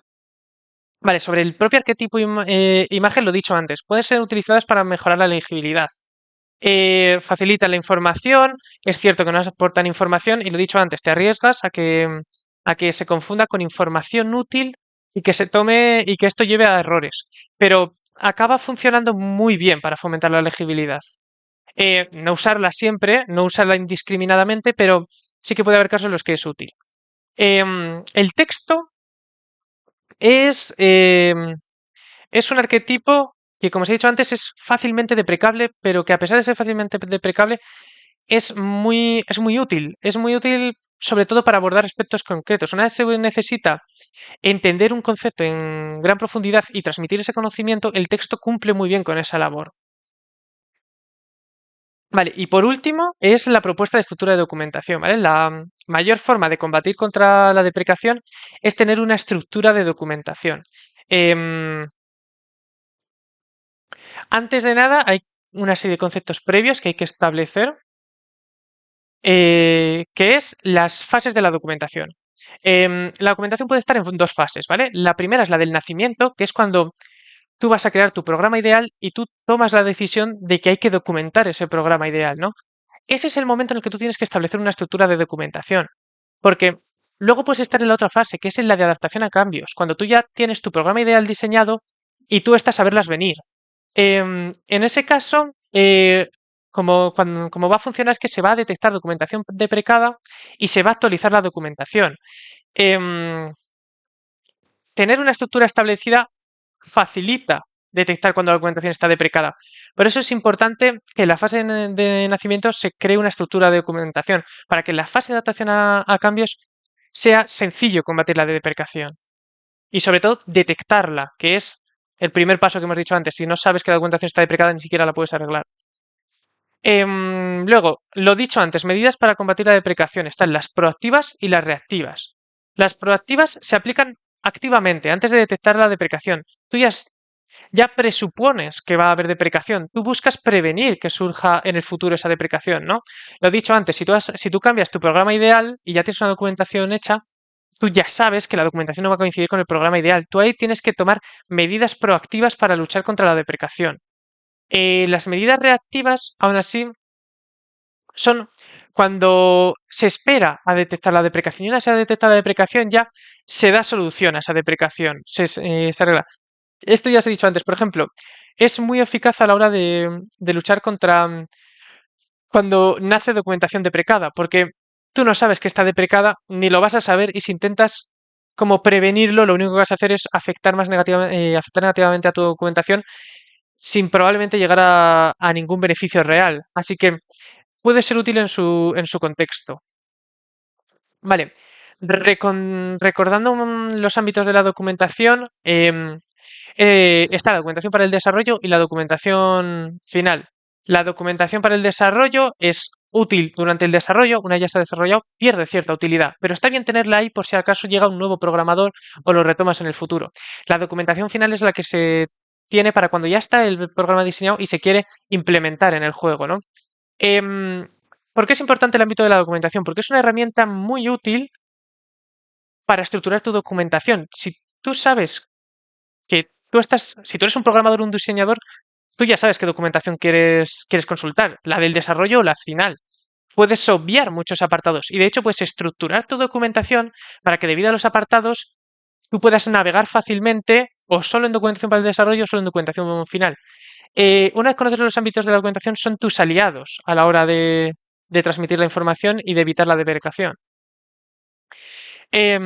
Luego, antes de documentar, hay que entender que básicamente hay tres preguntas que quiere responder, bueno, que hay que responderse antes de documentar. Una es para quién se escribe la documentación, otra es qué información busca obtener el receptor de la información y otra es por qué se está generando esta información. Básicamente esto te va a poner en el contexto en el que tú sabes qué es lo que quieres documentar y cómo organizarlo. Esto consigues empatizar con el receptor de la información, consigues ponerte en la situación de qué es lo que quieres documentar. Esto lleva a que la propuesta de estructura de documentación esté basada en apartados, ¿vale? Porque los apartados son muy útiles. Los apartados permiten compartimentalizar la información, te facilitan la navegación, como hemos dicho antes. Facilita mucho la legibilidad. Es una herramienta muy útil para aumentar la legibilidad a muy poco costo, ¿no? Em, Luego también es muy compatible con los ámbitos de la documentación, lo que he dicho antes. Si tú eres programador, sabes que probablemente te interesa la documentación para el desarrollo. Si eres diseñador, sabes que probablemente te interesa la documentación final. Y el último apartado es un poquito que nosotros somos programadores, ¿no? Y al final estás acostumbrado a trabajar con el concepto de atomicidad, de escalabilidad, de divide y vencerás. Ya que conocemos todos esos métodos, vamos a aplicarlos también en la documentación, ¿no? Y los apartados son muy compatibles con estos conceptos, porque en el fondo en el apartado lo que tú estás haciendo es dividir tu documentación en trozos cada vez más pequeños para poder abordarlos de manera concentrada y sabiendo a dónde dirigirte. Vale, luego los elementos que tiene un apartado. Tú, a la hora de crear un apartado, lo suyo es que definas ese apartado para saber qué contiene ese apartado, ¿no? El primer elemento que tendrá es el nombre, que básicamente es para que tú identifiques el apartado. Si tú sabes que el apartado se llama resumen, tú sabes que tú presupones que va a haber un resumen de lo que es esa documentación. Siguiente apartado es el contenido. El contenido busca responder a la pregunta de qué información busca obtener el receptor de la información. Lo que busca es la utilidad real de la documentación y hace fácil que se navegue entre apartados. Una vez tú sabes qué es lo que hay dentro de un apartado, tú sabes si quieres consultar ese apartado o no, y es fácil navegar ignorando ese apartado o no. Un ejemplo sería, yo que sé, resumen de una línea. La intención es poner en contexto. Con esto ya sabes más o menos si te interesa ese apartado o no. ¿Cuándo se busca que se lea la documentación? Responde a por qué se está generando la documentación. Todo esto está respondiendo a las preguntas mencionadas antes. Em, Esto influye en cómo se va a organizar la estructura de la documentación. Si tú sabes que la documentación se va a leer, yo qué sé, en el ejemplo, la introducción se lee cuando se quiera. Si tú sabes que esto se quiere leer cuando se quiera, no vas a ponerlo escondido en medio de un apartado que no se va a leer cuando se quiera. Sabes que lo pondrás, yo qué sé, por ejemplo, al principio de la página, para que quien quiera lo lea, quien no lo pase rapidito, o lo pones en un pie de página o cosa del estilo. O en un índice, en un sitio fácil de acceder, ¿no? También esto influye en qué información contiene, ¿no? Lo dicho, la introducción se lee cuando se quiera, por ejemplo, ¿no? Si tú ahí metes un diagrama UML, eso no se lee cuando se quiera, eso se lee cuando tú necesitas una explicación del programa ideal. Ergo, no tiene sentido meter un diagrama UML ahí. Y por último es el tipo de documentación, el para quién se escribe la documentación.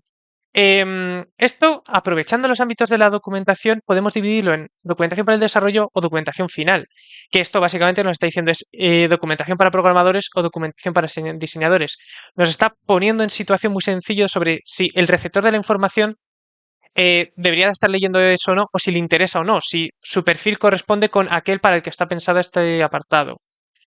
Con esto, básicamente, tú una vez creas un apartado, como yo que sé, el apartado de resumen, em, tienes ahí ya creado tu apartado y lo tienes definido. Su contenido va a ser un resumen de una línea, cuya intención es poner en contexto.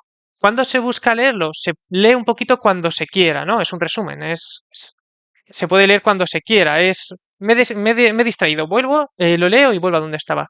El tipo de documentación es final, es para el desarrollo. Con esto tú ya puedes estructurar tus apartados y organizarlos en tu estructura de documentación. Vale, estos elementos son importantes porque yo ahora os voy a plantear mi propuesta de estructura de documentación, ¿vale?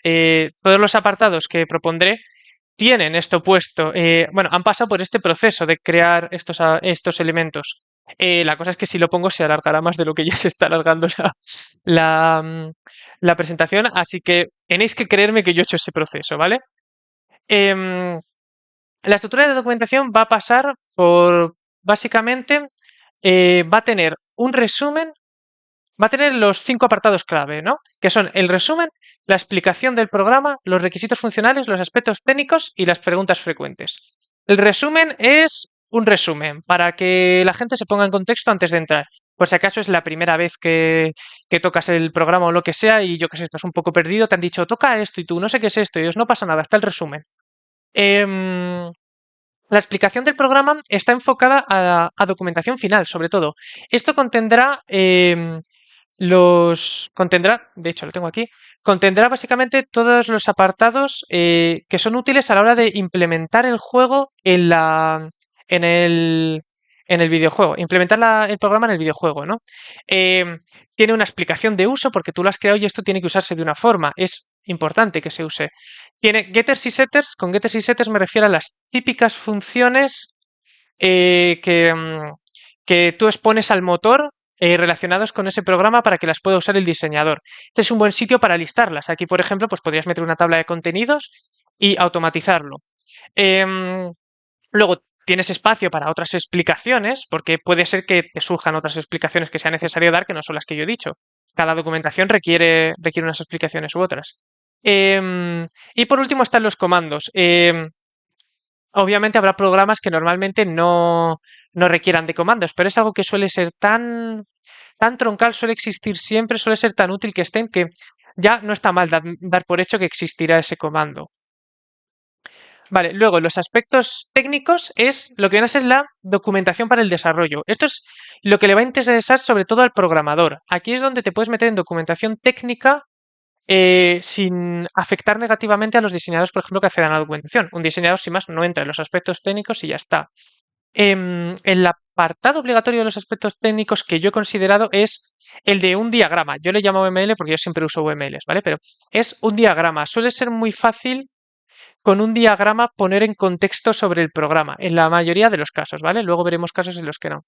Em, Suele ser muy sencillo, suele ser eficaz y luego pues están los otros aspectos porque estos son los que van surgiendo. Tú aquí ya no sabes qué es lo que vas a querer, las dudas que te van a surgir. Tú igual es, yo qué sé, he creado este patrón de diseño y os voy a explicar por qué estoy utilizando este patrón de diseño, porque por la razón que sea. Aquí es donde tú explicas tu toma de decisiones, ¿no? Tú creas un apartadito para explicar tu toma de decisiones. Em, Voy a volver un poquito aquí atrás porque me he saltado los requisitos funcionales, los he explicado muy por encima, porque los requisitos funcionales son básicamente lo que nosotros entendemos como requisitos funcionales a nivel de desarrollo de software, pero como estamos trabajando con diseñadores y con programadores, los requisitos funcionales van a tener una segunda labor. Su segunda labor va a ser de conciliar estos dos perfiles, ¿no? Eh, Porque muchas veces ocurre que el diseñador necesita cosas que el programador no sabe que necesita, o el programador eh, sabe que el programa necesita cosas que el diseñador no sabe, ¿no? Este es un buen sitio para ponerlo. Los requisitos funcionales son requisitos funcionales de toda la vida, pero añadiendo, como abriéndolos un poquito. Aquí tengo un ejemplo de lo que sería una propuesta de documentación, ¿vale? Los requisitos funcionales son los típicos. Para un sistema de eventos, por ejemplo, el sistema de eventos debe permitir registrar y lanzar eventos. Cuando se registra un evento, el sistema de eventos permite definir cuánto tiempo ha de pasar. Todo este tipo de cosas.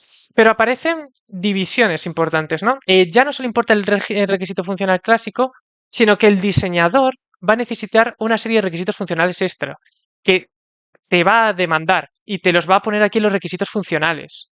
Em, Van a ser, por ejemplo, los requisitos de parametrización de variables. El diseñador querrá, por ejemplo, yo quiero, por ejemplo, tener acceso, si es un evento, a cuánto tiempo va a pasar antes de que se lance el evento, para poder ir planificándome. Cosas de ese estilo. ¿Qué cosas pueden ellos parametrizar y cuáles no? Em, Tienes, por ejemplo, los requisitos funcionales de evento de respuesta. El diseñador, una vez más, tiene que poder reaccionar a tus cambios en tu programa. Si tú, yo qué sé, con el sistema de eventos, lanzas un evento, el diseñador igual quiere poder reaccionar a cuando tú has lanzado un evento. Y aquí puedes establecer un requisito funcional de evento de respuesta. Aquí es donde se juntan el diseñador y el programador y deciden qué es lo que ellos en conjunto van a entender como este programa ideal. Y es donde es el punto de encuentro, básicamente. em, Va a haber un requisito funcional extra que es el tipo de debug y usabilidad, ¿vale? Que aquí puede ocurrir que, yo qué sé, el diseñador no se esté enterando de lo que pase y entonces te necesite crear un requisito funcional, que es, yo qué sé, cada vez que se lance un evento, yo qué sé, cada que se lance un evento en el mundo, quiero que me hagas un draw debug de dónde se ha lanzado ese evento y me pongas un log de que se ha lanzado ese evento. También puede haber medidas de usabilidad, como por ejemplo, yo qué sé, si tú has hecho un, un sistema de persecución de enemigos y tú tienes que ir poniendo en el mapa por qué puntos pasan los enemigos, pues igual tú esto puedes con herramientas de usabilidad automatizarlo. Pues esto es algo que también cabría en los requisitos funcionales. Los requisitos funcionales están hechos, lo dicho, para que diseñador y programador trabajen juntos.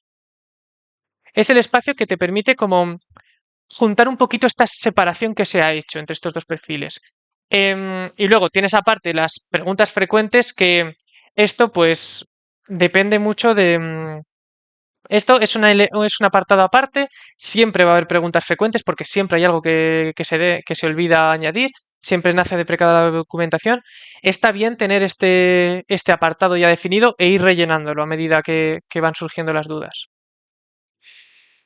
Vale, sobre la propuesta que yo acabo de hacer, ¿vale? La intención no es ofreceros esta estructura porque no es perfecta ni mucho menos, ¿no? Sino exponeros las decisiones que yo he tomado. Em, Porque lo importante a la hora de tener una estructura de documentación es tenerla planificada, ¿vale? Esto también implica dos cosas, ¿vale? Bueno, que es que tú tienes que pensar antes de documentar. Hay momentos en los que no tiene sentido ponerse a documentar. Si tú tienes un programa improvisado que no has planificado, que estás haciéndolo sobre el vuelo, para empezar, ¿para qué lo quieres documentar, no? Porque estás intentando extraer un estado de orden de un estado de caos. Si tu programa no está diseñado, está improvisado, no te molestes en documentar directamente. Em, y otro es que la documentación, antes de ponerse a documentar por documentar, es recomendable hacer una estructura de documentación, porque si la improvisas, va a ocurrir que tú tienes tu programa ideal que está ordenado y estás extrayendo de él un estado de caos, de desorden, porque estás pasando de algo ordenado a algo que refleja algo ordenado, pero realmente está desordenado y no está sirviendo de nada, está haciendo más mal que bien.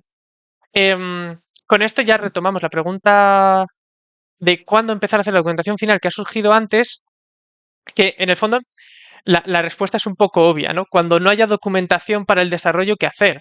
Una vez se ha terminado la documentación para el desarrollo, tú puedes empezar a hacer la documentación final. Es cuando tiene sentido hacerla. Porque mientras tanto, la documentación para el desarrollo es durante el desarrollo. Es posible que te cambien cosas. Como te están cambiando cosas, pues te va a cambiar la documentación final. Es como poco eficiente. Dicho esto, existen situaciones en las que puede ser útil empezar la documentación final durante el desarrollo. Si tú, de hecho es que ocurre muchas veces que tú dices, bah, yo ya lo tengo todo planificado, voy a hacer la documentación final. Empiezas a hacer tu documentación final y te das cuenta de que, uy, pero ¿y qué pasa si se intenta hacer esto o esto? O a medida que haces la documentación final, puede suceder que tú te des cuenta de que tu propio programa ideal o no es tan robusto como pensabas o que incluso te puede faltar documentación para el desarrollo, porque de repente pasa a ser relevante una decisión de diseño que tú has hecho. La documentación final puede ser útil para estas cosas también, para acabar entendiendo más tu programa. Vale, luego aparte están las tareas que afectan a la documentación. Cuando tú realizas una serie de tareas, van a afectar a la documentación o no y en mayor o menor medida, dependiendo de qué tipo sean, ¿vale? Pueden ser tareas de creación. Las tareas de creación son básicamente cuando tú no tienes nada y te dicen, tienes que hacer este programa ideal, tienes que hacer este sistema de mejoras, tienes que hacer esta herramienta para no sé qué. Esa es una tarea de creación. Esto requiere diseñar el programa, planificarlo, implementarlo, y esto en el fondo lo que acaba generando es que lo que acaba provocando es que hay que generar una estructura de documentación, hay que crear una estructura, hay que hacer la documentación de cero. Luego puede haber tareas de modificación o ampliación, que es cuando tú tienes tu programa ideal ya montado y igual algo no funciona como te esperabas o te piden que tenga una nueva feature y tú tienes que hacerlo crecer. En ese momento tú estás modificando tu programa ideal y tú estás teniendo que actualizar también la documentación. Esta es una tarea de modificación y ampliación. Esto suele afectar siempre a la documentación final y mayormente a los requisitos funcionales. De hecho, lo suyo es que cuando te piden una cosa nueva, se reflejen los requisitos funcionales. Si tú tienes, por ejemplo, tu sistema de eventos que dices, yo quiero que mi sistema de eventos haga 3 volteretas antes de lanzarse. Pues tú en tu requisito funcional pones El sistema de eventos tiene que hacer 3 volteretas laterales antes de lanzarse, por ejemplo. Em, es posible, como estás modificando tu programa ideal, es posible que afecte a la documentación para el desarrollo. Es posible que afecte, es muy probable que afecte al UML, al diagrama, porque es donde tú estás haciendo la revisión rápida de tu de tu sistema. Y eso probablemente cambie. Y se generarán nuevos aspectos técnicos. Por último está la tarea de resolución de bugs. Tú tienes un bug, tú arreglas un fallo. Mayormente eso no suele requerir modificar el programa ideal ni documentar bueno, ni cambiar la documentación. Como mucho puede afectar a aspectos técnicos. Que ese bug haya salido debido a que tú tienes a que tú hayas tomado una decisión y no otra, y esto haya provocado el bug o no. Y dices, cuidado, esto le puede pasar a otra persona, voy a reflejarlo en un aspecto técnico. También puede ocurrir lo típico de estás usando mal el sistema que te he hecho, ¿no? De que alguien reporte un bug, pero lo que pasa no es que ese bug esté mal, sino que se esté usando mal, porque no se tenga el conocimiento de cómo usar ese programa. Entonces, de aquí puede surgir una pregunta frecuente que pueda dar solución a ese falso bug. Em, un matiz importante es que esta clasificación en el fondo no surge de una producción, algo estilo, ¿no? De tengo registrado este bug y como tengo registrado este bug significa que mi tarea es de resolución de bugs. Puede ser que un bug acabe requiriendo cambiar el programa ideal. Esto lleva a que tu tarea ya no es de resolución de bugs, sino que es de ampliación o modificación, ¿vale? Em, eso. Vale, y por último, hay, a medida que estaba haciendo pruebas de documentación, me he dado cuenta de que hay como ciertas estructuras de documentación que van como apareciendo, que es muy probable que aparezcan, que se fomentan, ¿no? Se llaman patrones de documentación para creerme guay, ¿vale? Pero no son como los patrones de diseño que están muy estructurados. Son patrones que yo he encontrado y que los he definido como he ido viendo. El primero es el patrón de diseño sistema. Este, básicamente, en verdad, es la propuesta de estructura de documentación que he hecho, es eso. Porque básicamente contiene todos los apartados que van a acabar haciendo falta en el resto de patrones de documentación. Es un buen punto de partida. Tú tienes lo típico, el resumen, la explicación del programa, lo que se ha mencionado antes. Son Es nuestro punto de partida, el patrón de diseño sistema. Es muy útil, muy, uy, es muy eficaz a la hora de representar sistemas porque, ya te digo, como los sistemas están siempre tan atomizados, son un concepto que tú estás plasmando y que está bien estructurado, es fácil dividirlo en apartados. El patrón de diseño ítem el patrón de documentación ítem es básicamente, va a haber varios casos en los que tú te encuentres como una serie de elementos que tú vas a querer listar. Como por ejemplo, yo que sé, lo dicho antes, comandos. Tú tienes comandos y los comandos en el fondo son el patrón de documentación ítem. Porque tú ahí tienes una serie de elementos que van a ser todos iguales, pero que van a seguir una serie de descripciones. Por ejemplo, también serían las funciones del motor, cosas de ese estilo, ¿no? Em, Suele estar caracterizado por el nombre del elemento, la descripción del elemento, luego apartados extra que vayas a necesitar. Si, por ejemplo, son funciones, pues parámetros de entrada y parámetros de salida, y luego notas adicionales. Siempre viene bien un apartado extra de notas adicionales. Em, un ejemplo sería este, que por ejemplo, para el sistema de eventos que he dicho, ¿no? Tú tienes tu formato de documentación del ítem explicado aquí. Yo recomiendo siempre hacer en algún lado el formato de documentación y tú ya te dedicas simplemente a hacer copiar, pegar y tienes los distintos eventos que son exactamente todos iguales, tienes los mismos apartados y es fácil consultarlos y saber qué información estás buscando. También esto lleva a que el patrón de diseño ítem eh, sea muy compatible con las listas, ¿no? Como por ejemplo para los comandos, para cosas de ese estilo. En este caso hace falta definir un formato. Yo sigo diciendo que sí, porque tengo que decir que sí. Em, pero teniendo las columnas que más o menos dan una idea de qué va, tampoco puede ser tan necesario. Pero bueno. Em, vale, la colección. La colección básicamente estos son arrays, mapas, árboles, todas estas cosas que te acaba tocando hacer para algo en concreto y que suelen ser complicadas suelen ser complicadas. Tú miras el código de una colección y acaba siendo muy enrevesado de si el nodo punto next igual a nodo punto previo, pero no nodo punto null igual a no sé qué, acaban siendo complicados. Es útil utilizar, reflejarlo en la documentación. Los apartados que van a ser útiles son el resumen para que la gente sepa rápido de qué va esa colección, cuál es lo que hace. Por ejemplo, si es yo qué sé, si es una lista ordenada, pues es una lista en la que los elementos van uno detrás de otro y se acceden uno detrás de otro. Em, luego, esto, por ejemplo, no tiene nada de documentación final porque esa es para los diseñadores. Esta es documentación puramente técnica, solo interesa a los programadores, así que solo hay aspectos técnicos. Los aspectos técnicos te renta la organización de los elementos y qué métodos tienes para interactuar con la colección y con los elementos de la colección.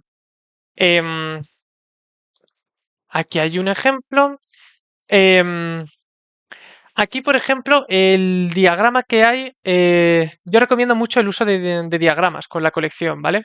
Eh, no UML, sino ya diagramas más ad hoc, más los que a uno le resulten útiles para, por ejemplo, explicar cuál es la forma de la colección, cuando haces un getter, cuál es el proceso que se va a seguir para devolver el elemento, cosas de ese estilo. Vale, y el último es el flujo de ejecución, que esto es un patrón un poco curioso porque esto surge a raíz de cosas que se centran más en qué serie de pasos se están haciendo al ejecutar un programa, ¿no? Por ejemplo, el modo espectador de un real, pues eso, ¿cómo documentas eso, no? Porque no es un sistema, no es una herramienta, es una serie de pasos que se están realizando. Por ejemplo, ¿cómo haces el login en tu aplicación? Esas cosas son complicadas. Para eso, em, básicamente, está el patrón de diseño flujo de ejecución, que es parecido al sistema, pero desaparece, bueno, cambia un poquito, ¿no? La explicación del programa, por ejemplo, ahora cosas como los getters y los setters ya no son útiles. A ti lo que te interesa es el flujo de ejecución. Ya no necesitas explicar, no necesitas ver cómo se puede acceder al programa porque ni siquiera se puede acceder al programa. Están sucediendo cosas y tú estás aceptándolo. Están los comandos porque siempre son útiles los comandos. Los requisitos funcionales siguen siendo útiles porque ya que el diseñador no va a tener acceso desde el motor a cómo funciona esto, hay que darle un espacio para que pueda reflejar lo que él quiere, cómo él necesita que funcionen las cosas, ¿no? Luego, los aspectos técnicos, el diagrama ya no es mejor UML. Igual te rentan más otros diagramas como yo que sé, un flujo de ejecución, cosas de ese estilo. De hecho, en el ejemplo, tienes aquí, ¿ves? Por ejemplo, aquí igual te renta más algo que sea más ya no está siguiendo un lenguaje de diagrama puro y duro, ¿no? Sino que pretende que tú entiendas el contexto, ¿no? De estás en un cliente, en un servidor, le pido al el servidor al cliente cierta información, le devuelvo algo, cosas del estilo. Eh, em, vale, y esto es todo. Esto es básicamente esta información, bueno, en lo que viene a ser esta charla está basada en una documentación de Notion que he hecho donde entro más en detalle, más de lo que entro en esta charla, que igual me ha quedado un poquito larga. em, y ya, y eso, y muchas gracias. Joder, un aplauso. Sé que no se escucha, es un poco desanimante, entiendo. Eh, pero bueno, en el chat hay. Y tenemos unas preguntas también. Te las leo, si quieres. Ujú. Por cierto, muchas gracias por la charla, porque ha sido una charla súper extensa, súper Sí, sí, no bien sé si me hecha. pasa un poquito, pero bueno. Eh, O sea, ha sido larguita, pero bueno, está guay. Tenemos tenemos dos comentarios. Que uno dice Luna, que lo dijo hace, no sé el contexto, pero lo dijo como hace 50 minutos, que decía, ¿tendría sentido tengo que reflexionar en la documentación, el contexto de la misma? Por ejemplo, los motivos o el contexto concreto que hicieron tomar una decisión u otra en la Eh, documentación. hombre, con respecto a la Fíjate, documentación, entiendo, ¿no? Sí. Las decisiones que tú has Luna ha tomado. pedido Ah, hablar. Le invito, le pues invito. que la pida, que la pida. Hola, hola. ¿Se Buenas. me, se me oye? Mm. No, la pregunta era un poco reflejar, que lo he escrito mal, no me he dado cuenta, perdón. Sí, es sobre la documentación, porque muchas veces, o sea, a mí me ha pasado de ver una documentación o ver algo y decir, ¿y esto por qué está hecho así? Es decir, no tienes el contexto de cuándo se tomó esa decisión y a veces a mí lo he echado en falta cuando he leído documentación, sobre todo cuando son proyectos propios o en alguna empresa. Lo que pasa es que me parece algo también como subjetivo o algo muy del momento que, como tú has comentado, se puede deprecar muy, muy, muy rápido. Entonces esa duda me ha surgido un poco. Claro, aquí, claro, te diría lo típico, depende de la situación, ¿no?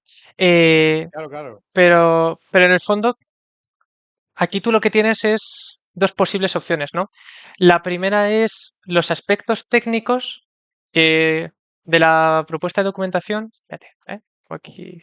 Aquí, aquí, aquí, aquí. Esto de hecho lo voy a dejar aquí porque me gusta. Vale, tú aquí tienes como las opciones rápidas que son. Vale. Teniendo los aspectos técnicos, tú puedes aquí justificar todas tus decisiones. Tú eres libre de decir, yo creo que he tomado esta decisión por esto o por no esto. Como es un apartado, tú en el fondo estás escondiendo ese igual estoy dando demasiadas explicaciones. Si se cree necesario, se claro. puede dar. Lo que sucede en el caso que tú mencionas es que, claro, ya se ha hecho esa documentación, pero tú no encuentras esta información.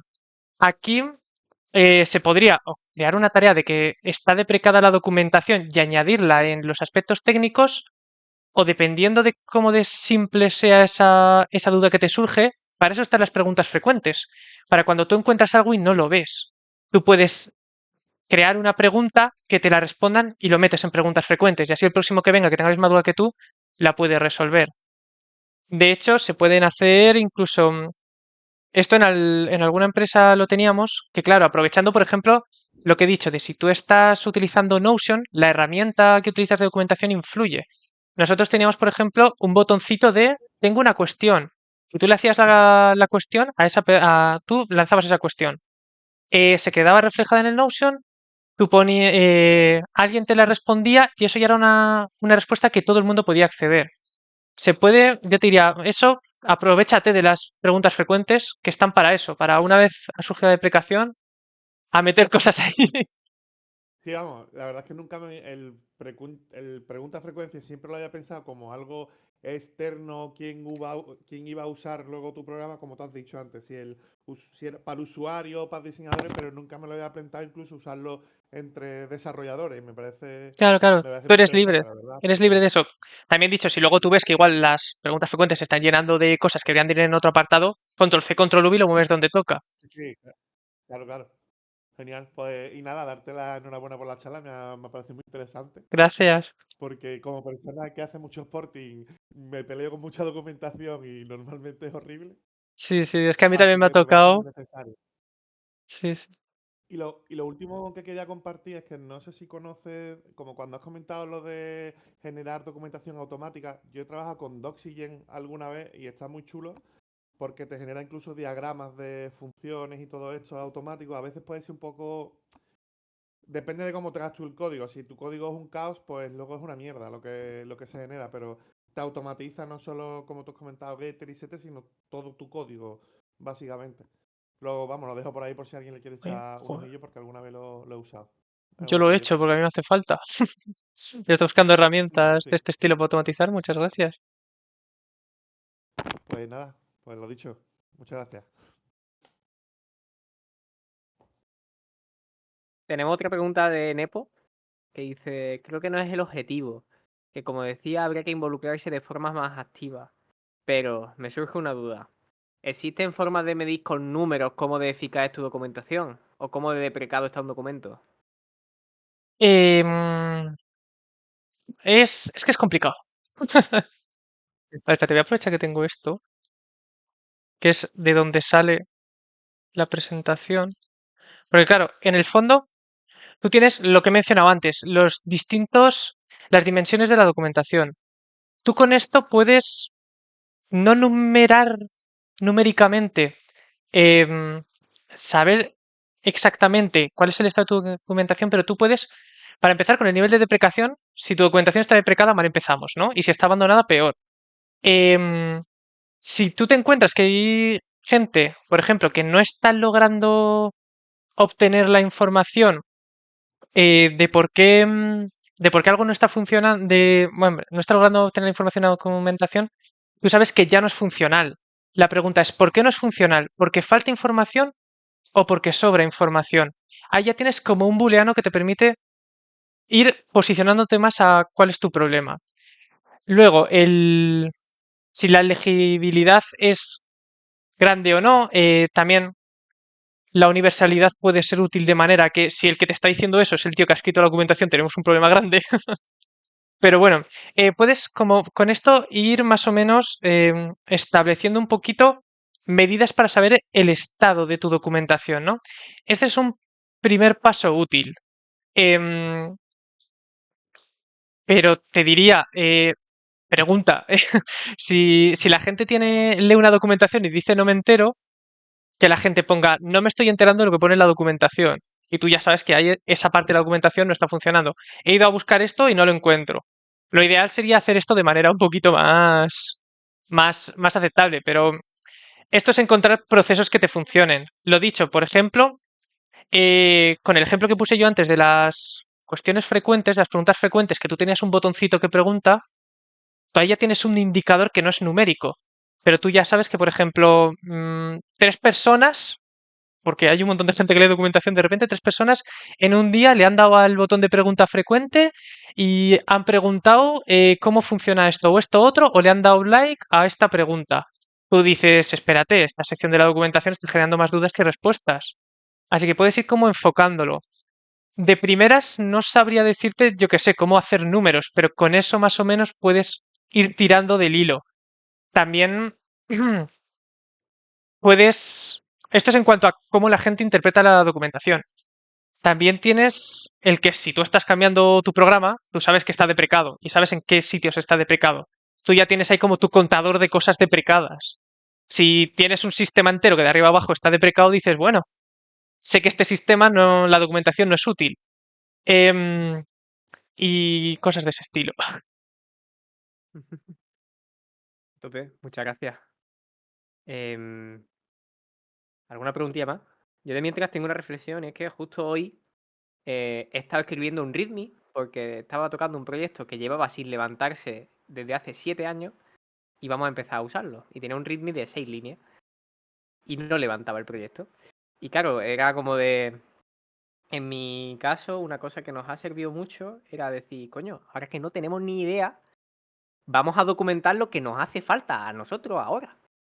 Porque no tenemos ni idea cuando estamos en ese proceso de descubrimiento de decir, anda, que es así, venga, pues lo apuntamos. Como una especie de arqueología o algo así. Y la verdad que eso, el aprovecharnos de alguien, si estamos haciendo documentación técnica que no tiene ni idea y que tengamos acceso fácil, de vente aquí. De hecho, a mí a veces me han dicho, hey, para este sistema, tú que no has hecho esto, vente y léete y te voy a ver cómo tú estás haciendo este proceso que yo he documentado. Y la verdad que es interesante, porque han salido puntos que a lo mejor se interpretan de varias maneras y tal. 6 líneas sobran 5. Pues casi, ¿eh? Y nada, y eso. Y la verdad que ha sido muy interesante esa manera. Sí, sí, estoy de acuerdo. Si a ¿Alguna pregunta? nosotros nos pasa parecido en el trabajo, que tenemos también un sistema de launcher complicado y la forma de saber que funciona es hacer una documentación, solo a alguien y dices, sale, móntalo. Total. Es exacto, que en el trabajo, cuando llega un becario, su primera tarea es A, seguir la documentación para que el proyecto le funcione en local y B, arreglar la documentación porque siempre da fallos. Total. Y Luna dice, yo siempre que hago docu se la paso a un compañero o compañera para ver si entiende lo que he querido reflejar. Totalmente. Última pregunta, que yo al menos por aquí tengo que ir cerrando. De nuevo, muchas gracias por la charla. Ha sido un charlón. Te quiero. Luego tendremos el vídeo, pero también te quiero pedir las diapositivas y el Sí, Notion sí, ya nos lo has pasado. Las diapositivas te las pediré y estaría muy guay. te lo paso todo, Muchas sí. gracias. Pues si no hay nada más, ninguna pregunta más, a la de una, a la de dos, a la de tres. Pues venga. Luke está escribiendo. No me hagáis el parry, ¿eh? Ah. Pues muy Gracias, chula la gracias. charla. Pues muchas gracias, José. Pedazo de charla. Y si queréis quedaros por Gracias. aquí, yo saludo un poco y me marcho. Nos vamos a la sala 1 ahora. Yo me voy Chaito. también, que me ha quedado un poco densa la charla, y estoy cansado de hablar. No te preocupes. Está todo guay. Vale, Venga, chao. adiós y